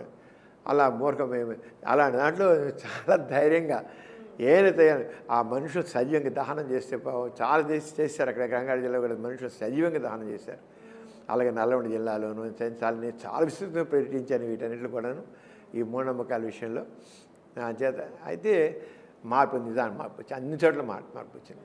అంచేత ముందు ఎవరు సహాయం వస్తారు, చైతన్యపరుస్తారు. అంచేత మనకు కావాల్సిన ఏంటంటే చైతన్యగా పౌరులు ఈ మూఢనమ్మకాల నిర్మూలనకి కృషి చేయాలి, అది చెబుతాను.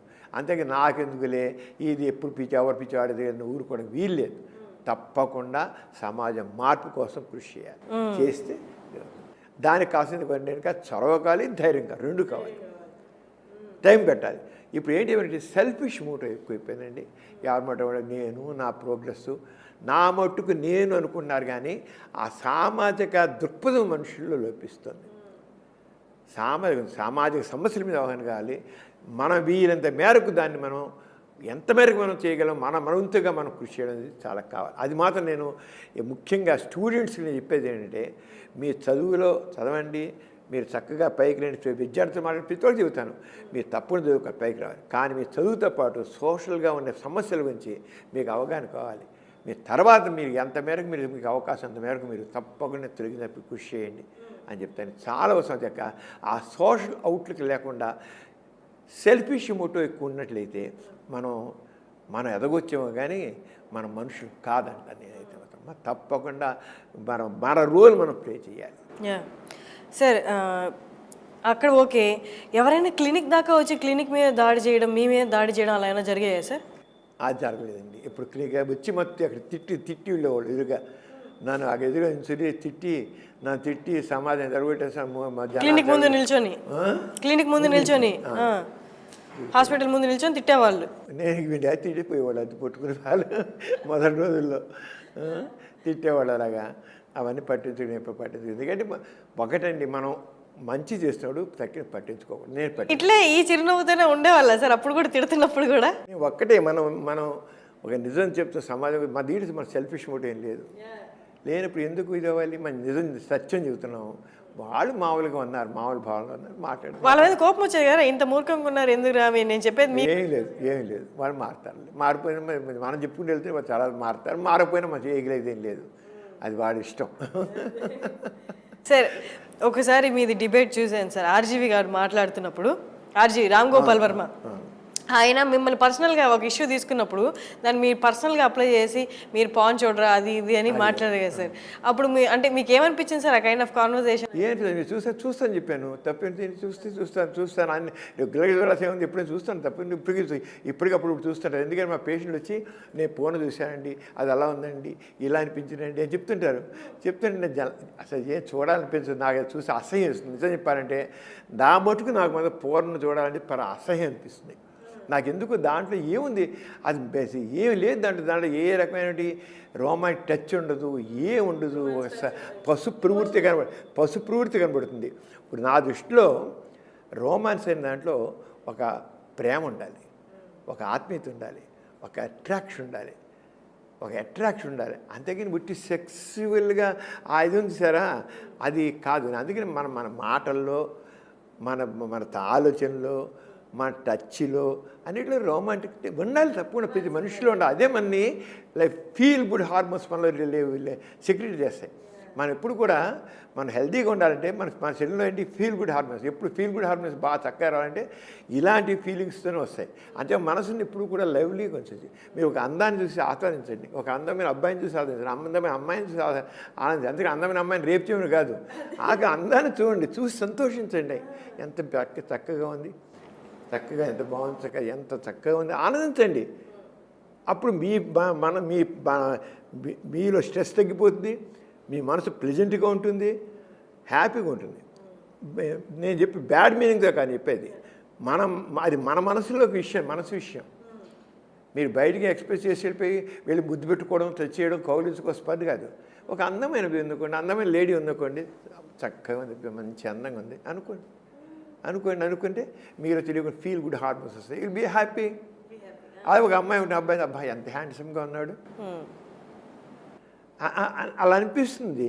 చెప్పకపోతే మీకు క్లోజ్గా ఉందనుకోండి, ఒక లేడీ చక్కగా ఉందనుకోండి, మీ చీరలో చాలా అందంగా ఉన్నారండి అని చెప్పచ్చు. ఈ డ్రెస్లో చాలా అందంగా కనబడుతున్నాను అనొచ్చు. ఏం తప్పేంటి? క్లోజ్గా ఉన్నప్పుడు. తెలియని వాళ్ళు కాదు, కొడతారు. తెలియని వాళ్ళు అంటే చెప్పేది కొడతారు అనొచ్చు. వాళ్ళకి అనిపిస్తుంది.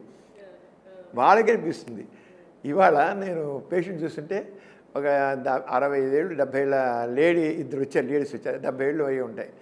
వాళ్ళు ఫస్ట్ టైం వచ్చి అంతా మాట్లాడతారు. చాలా హ్యాపీగా లేచిపోయి వెళ్ళిపోతూ మీరు చాలా అందంగా ఉన్నారండి.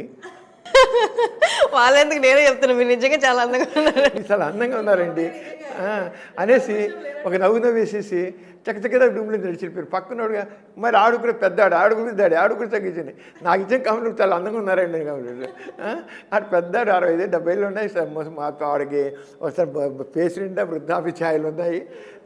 దాని మీద అంటే బహుశా నేను మీరు అందంగా ఉన్నారు ఇంకో భావంతో అన్నాడు. బహుశా నా వీడియోస్ని చూస్తుంటారు. ఆ చూస్తుండగా నాలో ఒక రకమైన ఎడ్మిరేషన్ వచ్చింటుంది నా మీద. నా మనసులో నా మీద ఒక మంచి భావం, చక్కగా ఆనందం ఉంటుంది అని చెప్పేది. ఎంత అయిపోయాక హ్యాపీనెస్ని మనం చాలా సంతోషంగా ఉంది. మీరు అందంగా సంతోషం అనిపిస్తారు. మేము చూసిన అన్నానికి మీరు చాలా అందంగా ఉన్నారని చెప్పి తప్పేం లేదు. నేను థ్యాంక్ యూ అన్నాను. నేను తప్పలేదు. మనం ఎదుటి వాళ్ళని మనం ఎప్పుడు కూడా ఆత్మీయంగా ఉండడం నేర్చుకోవాలి. అది అంటే మన సంస్కారం ఒకటే ఉంటుంది. మనకు ఆ సంస్కారం కావాలి, ఆ ఆత్మీయత కావాలి, తప్పున ఆత్మీయంగా ఉండాలి, మనుషులతో ఆత్మీయంగా ఉండాలి, చక్కగా పలకరించాలి. మంచి మీకు తెలియని వాడు కూడా చక్కగా ఆత్మీయంగా పలకరించి తప్పే ఉంది, చక్కగా ఆత్మీయంగా పలకరించండి. ఎవరైనా లవ్ చేశారా? ఒక్కళ్ళే చాలా మంది లవ్ చేశారు. చాలా మందినా? అంటే పెళ్లి చేసుకోవాలన్న ఉద్దేశంతో ఎవరైనా లవ్ చేశారా? అలాంటి ఇవన్నీ పర్సనల్ కదా, పర్లేదు, ఇప్పుడు చెప్పచ్చు. ట్రూ పర్సనల్ ఇవన్నీ. అది అవునా కదా మీకు అనవసరం. చెప్పరా అయితే? ఇప్పుడు కూడా చెప్పరా? చెప్పను. అయ్యో, మీతోనే వెళ్ళిపోతే ఇంకా అవన్నీ అయితే మాకు ఎవరితో షేర్ చేసుకోకపోతే ఎలాగా? మా ఆవిడకి చెప్పే మీకు చెబుతాను. అది చెప్పండి. ఇంకా ఉండొచ్చు జీవితంలో. నన్ను అడిగితే అసలు చదువుకున్న రోజుల్లో తప్పకుండా ఆల్మోస్ట్ మనిషి హృదయం ఉన్న మనుషులు తప్పకుండా వాళ్ళని ప్రేమిస్తారు, తప్పకుండా ప్రేమిస్తారు. ప్రేమించకపోతే వాళ్ళ హృదయం లేదనమాట. ఆ ప్రేమ సక్సెస్ అవుతుందా లేదా అనేది వేరే విషయం. 100% ప్రేమలు సక్సెస్ కావు, కానీ పెళ్లి చేసుకోవాలనే ఫీలింగ్ దాకా వెళుతుంది. వెళ్ళకుండా ఉండదు, వెళ్ళాలి. వెళ్ళకపోతే వాడు మనసున్న మనిషి కాదనమాట. అంతే, వెళ్ళాలి. ఇది మన పర్మనెంట్ అనుకోకపోతే అసలు ప్రేమ ఎలా వస్తుంది? పర్మనెంట్ అనుకుంటేనే కదా లైఫ్ లాంగ్ ఉండాలి అనుకోసంలా. ఇప్పుడు పర్మనెంట్ అనుకో, ముందు ప్రేమ కలుగుతుంది. అంటే పెళ్లి అంటే పర్మనెంట్ కదా సార్? లాస్ట్ పర్మనెంట్ కింద పెళ్లికి వెళ్తుంది. పెళ్లిగా ఎందుకంటే కొంచెం పెళ్లి నిశ్చయం, పెళ్లి కుదరకపోవచ్చు, పెళ్ళి అవ్వకపోవచ్చు, కానీ అది పెళ్ళి అనేది పర్మనెంట్ అనేది ఇంకా తర్వాత స్టెప్. ఫస్ట్ మాత్రం లైక్ యూతో మొదలెడుతుంది, ఐ లవ్ యూ వస్తుంది, ఐ అడోర్ యూ అని వస్తుంది, ఐ అడ్మైర్ యూ అని వస్తుంది, తర్వాత హగ్ యూ అంటారు, ఐ డై ఫర్ యూ. అవి ఉండాలండి. అవి ఉంటేనే మనిషి హ్యాపీగా ఉంటుంది. అవన్నీ ట్రూ పర్సనల్. మనిషి మాత్రం తన జీవితాన్ని మాత్రం తప్పకుండా ప్రతి ఒక్కళ్ళు వాళ్ళ ఆనందించాలి. మనసులో ఒకరికైనా ఆత్మీయత అనేది ప్రతి ఒక్కరి మీద కావాలి. అయితే ఇతరులను హర్ట్ చేయకూడదు, తప్పకుండా ప్రేమించడం తప్పు కాదు, ఏమాత్రం తప్పు కాదు. ఓకే సార్, మీ లవ్ స్టోరీస్ అయితే చెప్పలేదు, కానీ మీది లవ్ మ్యారేజా అరేంజ్ మ్యారేజా? నాది మా అరేంజ్ మ్యారేజ్. మా అక్కయ్య గారి కూతురిని నేను చేసుకున్నాను. నేను మా అక్కయ్య గారి కూతురు చేశాను. అది అరేంజ్ మ్యారేజ్ కదా. మా ఆవిడ చాలా కోఆపరేటివ్గా ఉంటుంది, చాలా తగ్గుంటుంది. మా ఇద్దరం చాలా తగ్గసుకుంటాము. మా పిల్లలు కూడా చాలా చక్కటి పిల్లలు, మా ఇద్దరు. మా ఇద్దరు పిల్లలు నాకు ఫ్రెండ్స్ లాంటి వాళ్ళు. మా పెద్దమ్మాయి చిన్నమ్మాయి కూడా ఎంత ఫ్రెండ్స్ లాగానే ఉంటారు. ఒకసారి మా చిన్నమ్మాయిని తను చదువుతుంటే కాలేజీలో నిర్మలా హై స్కూల్లో నీ బెస్ట్ ఫ్రెండ్ ఎవరు అని అడిగానంట. నీ బెస్ట్ ఫ్రెండ్ ఎవరిని అడిగితే మా ఫాదర్, మా డాడీ అని చెప్పాట. మళ్ళీ అలాగే షేర్ చేశాను, మా వాళ్ళు అలాగే షేర్. నేను మాత్రం మా పిల్లలు చెప్పాను, వాళ్ళు చదువు పెద్దవాళ్ళు అయ్యాక, వాళ్ళ పెళ్లి వయసు వచ్చాక నేను చెప్పాను, నేను మీ పెళ్ళి చేయను, మీ పెళ్ళి మీరే చేసుకోవాలి. మీరు ఎవరినైతే ఇష్టపడతారో వాడు పెళ్లి నేను ఓకే అంటాను అని చెప్పేసాను. స్పష్టంగా చెప్పాను. మీ ఇష్టపడ్డ వాళ్ళని మీ నా వైపు నుంచి ఏమీ లేదు, నేను ఏ రకంగా కూడా నేను మీకు అభ్యంతరం చెప్పను. మీకు ఎవరిదైతే లైఫ్ పార్ట్నర్ మంచివాడు అనుకుంటారో మీరు చేయను.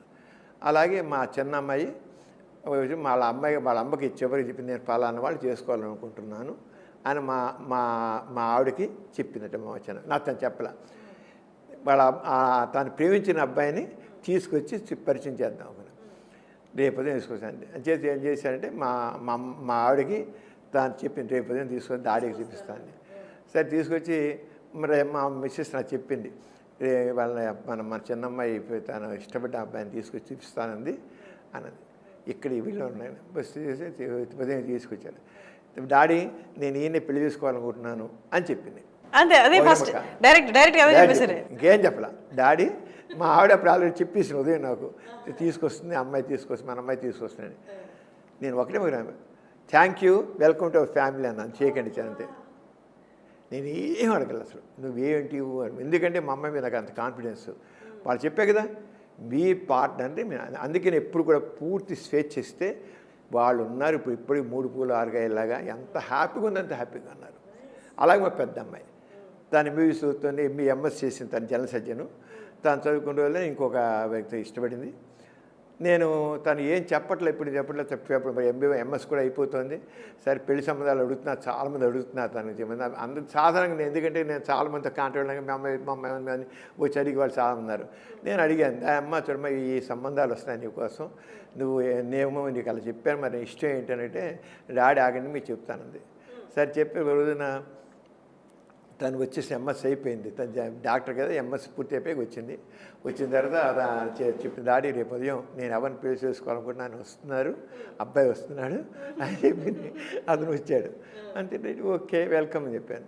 ఎవరు ఏ కులం అని కానీ కులం గురించి పట్ల నాకు వాళ్ళ గురించి కులాల గురించి తెలియదు, నాకు ఏంది కులం గురించి ఏం తెలియదు, ఏ కులాల గురించి ఆలోచన తెలియదు.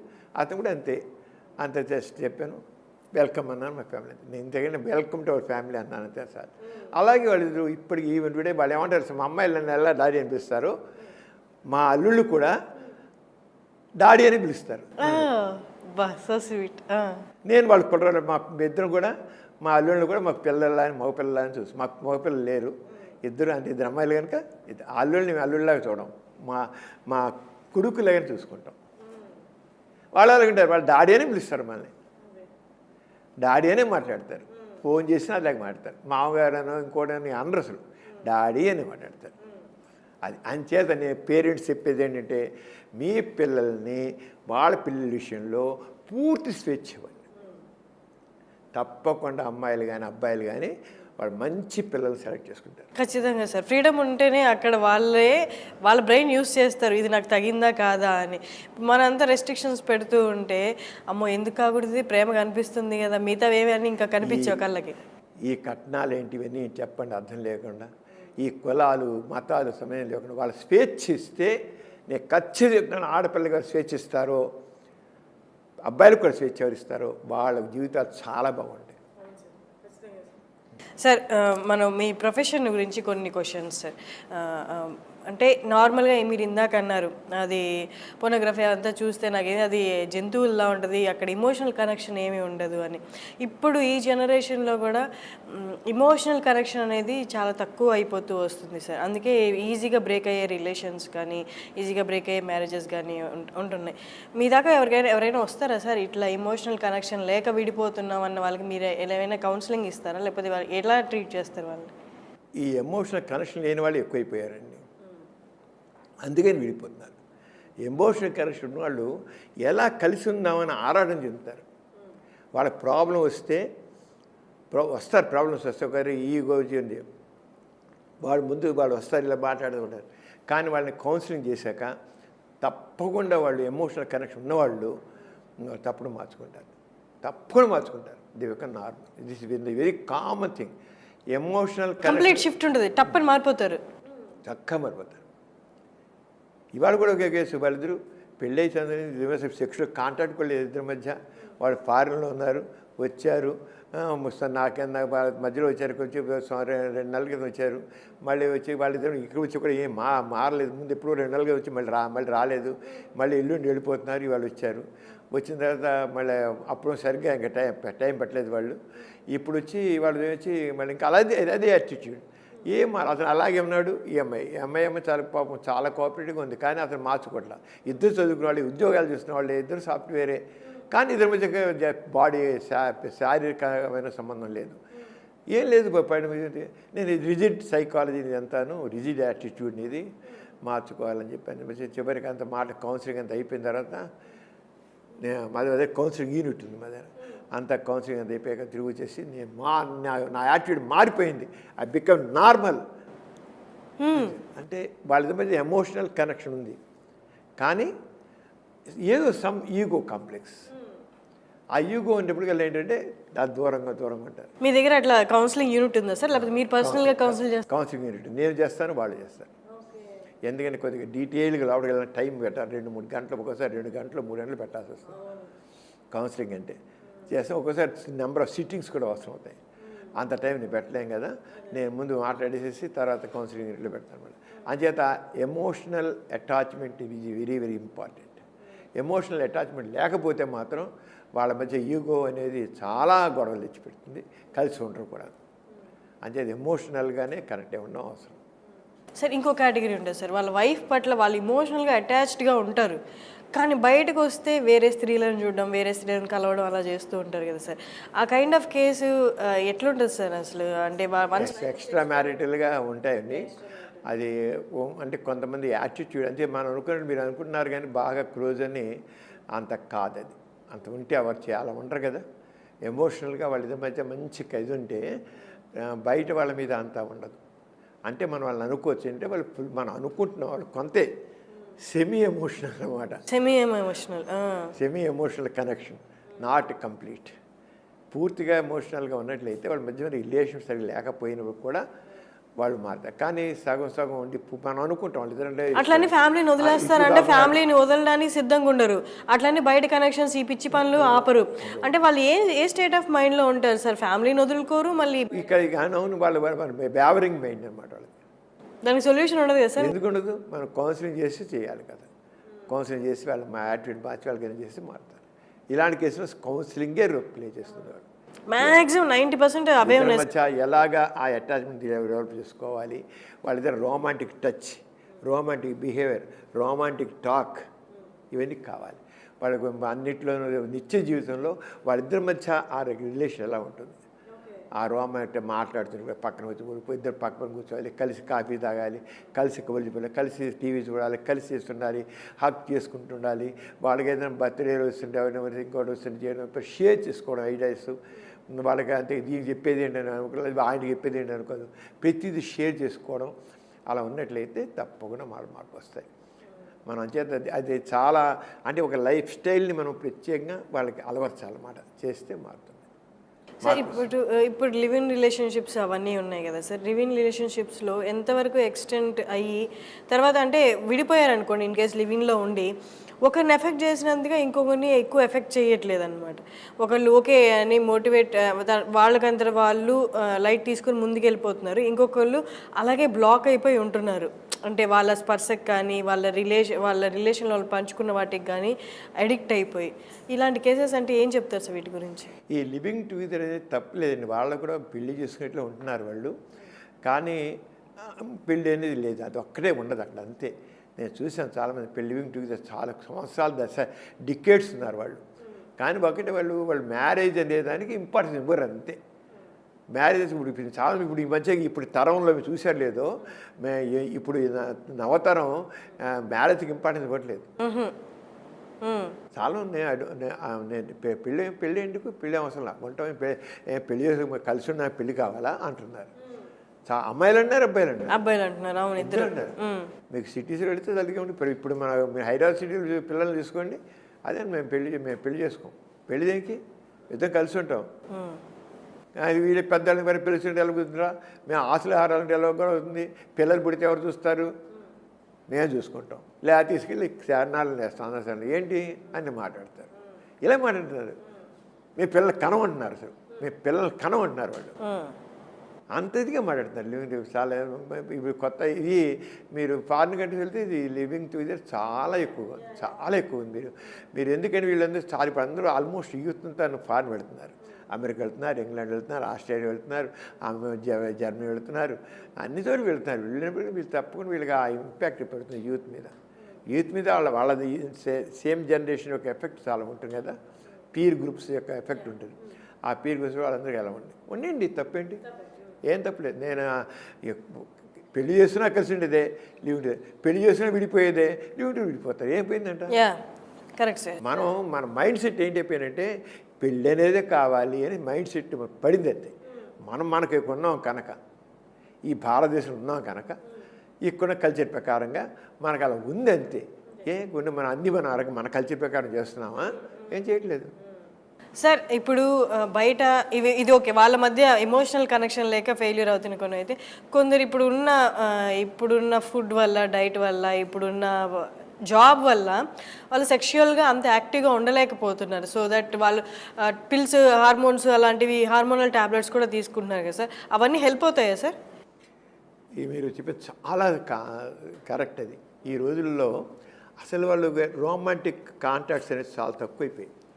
సెక్షువల్ కాంటాక్ట్స్ అనేది స్ట్రెస్ వాళ్ళకి ఏంటి, ఓవర్ వర్క్ ఉంటుంది, ల్యాక్ ఆఫ్ స్లీపు, సరైన ఫుడ్ తీసుకోవట్లేదు, జంక్ ఫుడ్ లాంటివి తీసుకుంటున్నారు, stress factor plays very very important role nowadays.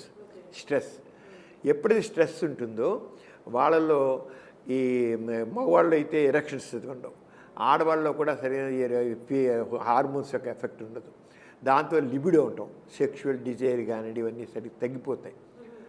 Stress వల్ల మనకి ఏంటంటే సెక్షువల్ యాక్ట్ కావాలంటే వాళ్ళ ముందు డిజైర్ కావాలి, సెక్షువల్ డిజైర్ కావాలి, అది రాదు. అలా ఎక్సైట్మెంట్ కావాలి, ఆ మైండ్లో ఆ ఫీల్ గుడ్ హార్మోన్స్ రావు. ఫీల్ గుడ్ హార్మోన్ వచ్చి డాపమైన్ కాదు, డాపమైన్ మూడ్ ఎలివేటర్, డాపమైన్ సరే లేదో స్ట్రెస్ వల్ల డాపమైన్ అనే ఫీల్ గుడ్ హార్మోన్ సీక్రెట్ అవ్వదు. తర్వాత ఆక్సిటోసిన్ కావాలి. ఆక్సిటోసిన్ అంటే దగ్గర అవ్వాలి, టచ్ చేయాలి, ముద్దు పెట్టుకోవాలి, యాక్ట్ చేసుకోవాలి, ఇవన్నీ రొమాంటిక్ యాక్ట్స్ అవేమి ఉండవు సరిగ్గా. అలాగే తర్వాత వాళ్ళకి ఒక రంగు వాళ్ళు కలవాలి, శారీరంగా కలవాలి. మగవాడికి అయితే ఎరెక్షన్స్ ఉండవు, ఆడవాళ్ళకేమో ఆ లూబ్రికేషన్ ఉండదు. తర్వాత ఒకవేళ మెకానికల్ పార్టిసిపేట్ చేసిన ప్లెషర్ ఉండదు. అండ్ ఎందుకంటే లేకపోతే ఎండార్ఫిన్స్ ఉండవు చివరి, అవి సరిగ్గా ఇవ్వవు. ఇవన్నీ కూడా స్ట్రెస్. ఈ రోజుల్లో చాలా ఎక్కువ మందికి మధ్య రిలేషన్షిప్ సరిగ్గా లేకపోవడం కారణం స్ట్రెస్, ఓవర్ వర్క్. ఒక రకమైన స్ట్రెస్లో ఉన్న పని వాళ్ళకి. వీళ్ళిద్దరు పెళ్లి చేసుకున్న ఇద్దరు లివింగ్ టుగెదర్ అయినా వీళ్ళు ఈ మూడు వీళ్ళ మూడు వాళ్ళ బాసు. ఈ పని రేపు దాకా అయిపోవాలి, ఎల్లుండిగా అయిపోవాలి, టైం బౌండ్ పెడతాడు, ఇదే గుర్తొస్తుంది, బుర్రంతా ప్రియాక్రియేట్. దాంతో వాళ్ళకి ఒక రకమైన స్ట్రెస్లు ఎలా ఈ పర్సనల్ లైఫ్ని వాళ్ళు సాక్రిఫైస్ చేస్తున్నారు. చాలా కష్టం. ఇప్పుడు లైఫ్ అంటే చాలా బిజీ లైఫ్ అయిపోయింది, స్ట్రెస్ఫుల్ లైఫ్ అయిపోయింది. అంటే అది లేకుండా ఉండాలంటే కొంత ఉదయం పూట వాకింగ్ చేయాలి, తప్పకుండా ఇద్దరు కలిసి వాకింగ్ చేస్తే చాలా వరకు ఈ స్ట్రెస్ తగ్గిపోతుంది, స్ట్రెస్ హార్మోన్స్ తగ్గిపోతాయి. స్ట్రెస్ కార్టిజోల్ అనేది వాకింగ్ చేసిపోతుంది, ఫీల్ గుడ్ హార్మోన్స్ పెరుగుతాయి. అంటే డాపమైన్ కానివ్వండి, ఆక్సిటోసిన్ కానీ ఇవన్నీ సీక్రెట్ అవుతాయి. అలాగే ఇద్దరు కలిసి కొద్దిసేపు ఏదైనా సాదా కబుర్లు చెప్పడం కానీ, మాట్లాడి చూడడం, లేదా చక్కగా అందమైన ప్రకృతిని చూడడం కానీ అది చేయాలి. సంగీతం వినాలి, చక్కని సంగీతం, లేదు సంథింగ్ which ఎవరికైతే ప్రెషర్ ఇస్తుందో అలా చూడాలి. అలాగే చక్కగా ఇద్దరు కూర్చొని టచ్ మాట్లాడి ఊరిలో కూర్చోడం కాదు, పక్కన కూర్చోవాలి. ఒకటి చేయిలో తీసుకుని చేయి ముట్టుకోవడం, చెంపలు నెమ్మరడం, ముద్దు పెట్టుకోవడం, పెట్టుకుంటుంటే వాళ్ళకి తెలియనటువంటి ఫీలింగ్ వస్తుంది. హగ్ చేసుకోవాలి. అలాగే సంథింగ్ అన్ని రకరకాలుగా అన్నమాట. అంటే మూడ్ చేంజ్ అవుతుంది, స్ట్రెస్ తగ్గుతుంది. అంచేత స్ట్రెస్ తగ్గండి. హౌ టు రిలీవ్ స్ట్రెస్ అని నిద్రపోవాలండి. కలిసి ఇద్దరు హక్ చేసుకుంటూ నిద్రపోవాలి, పడుకున్నాడు కూడా చేస్తే దాంతో చాలా స్ట్రెస్ తగ్గిపోతుంది. అంచేత ఆఫీస్ని మాత్రం వీరందరూ ఇంట్లో బెడ్రూమ్లో తీసుకురాకూడదు, అది మాత్రం గుర్తించాలి. ఆఫీస్ని బెడ్రూమ్లో తీసుకురాకూడదు, ఆఫీస్ని బెడ్రూమ్లో తీసుకొస్తే అంతే అవుట్. అక్కడ అంత దేనికి నేర్చుకో. దీన్నే లైఫ్ స్టైల్ మేనేజ్మెంట్ అంటాం. లైఫ్ స్టైల్ మేనేజ్మెంట్ తెలిస్తే ఈ స్ట్రెస్ని మనం ఓవర్కమ్ చేస్తాం. అది తెలియకే ఈ బాధలు. అండ్ హార్మోనల్ ట్యాబ్లెట్స్, ఈ స్ట్రెస్ రిలీఫ్ ట్యాబ్లెట్స్ అవి హెల్ప్ అవుతాయా సార్? హార్మోనల్ ట్యాబ్లెట్స్ వాడడం వల్ల మనకి పెద్ద ఉండదండి. దాని ఇంపాక్ట్ ఏం లేదు. మన ఇంపాక్ట్ అంతా కూడా మనం నిద్ర లేకపోవడం, ఓవర్ వర్క్, ఆహారం సరిగ్గా తీసుకోకపోవడం, మంచి చేయలేకపోవడం, తరగా వ్యాయామం లేకపోవడం. వ్యాయామం చాలా ఇంపార్టెంట్. తప్పకుండా కొంచెం రోజు కనీసం 6 గంటల సేపు వ్యాయామం చేయాలి. చాలా తప్పనిసరి వాకింగ్ చేస్తారు, ఇంకోటి సరి చేయాలి. అలా ఉంటేనే మనకి. Okay sir, thank you so much sir. మాకు చాలా టైం ఇచ్చి మీ ప్రొఫెషన్ రిలేటెడే కాకుండా చాలా ఇప్పుడు యూత్ తెలుసుకోవాల్సిన విషయాలు, అంటే ఎలాంటి భావాలతో ఉండాలి, ఎలాంటి మైండ్ సెట్తో ఉండాలి, ఏది కరెక్ట్ ఏది రాంగ్ అని చెప్పారు సార్. అండ్ మీ నాన్నగారి గురించి చెప్పడం, మీ అన్న వదిన గురించి చెప్పడం కూడా చాలా ఇన్స్పిరేషనల్ సార్. యాక్చువల్లీ అది మనిషిని బాధ కలిగించేది మతం కాదు, కులం కాదు. మనిషిని ఆనందంగా ఉంచేది, మనిషికి ప్రేమను పంచేదే మతమైన, కులమైన, అలాంటిది ఏదైనా ఉంటే అదే మెయిన్ అని చెప్పారు. Thank you so much sir, చాలా చక్కగా చెప్పారు. Thanks a lot.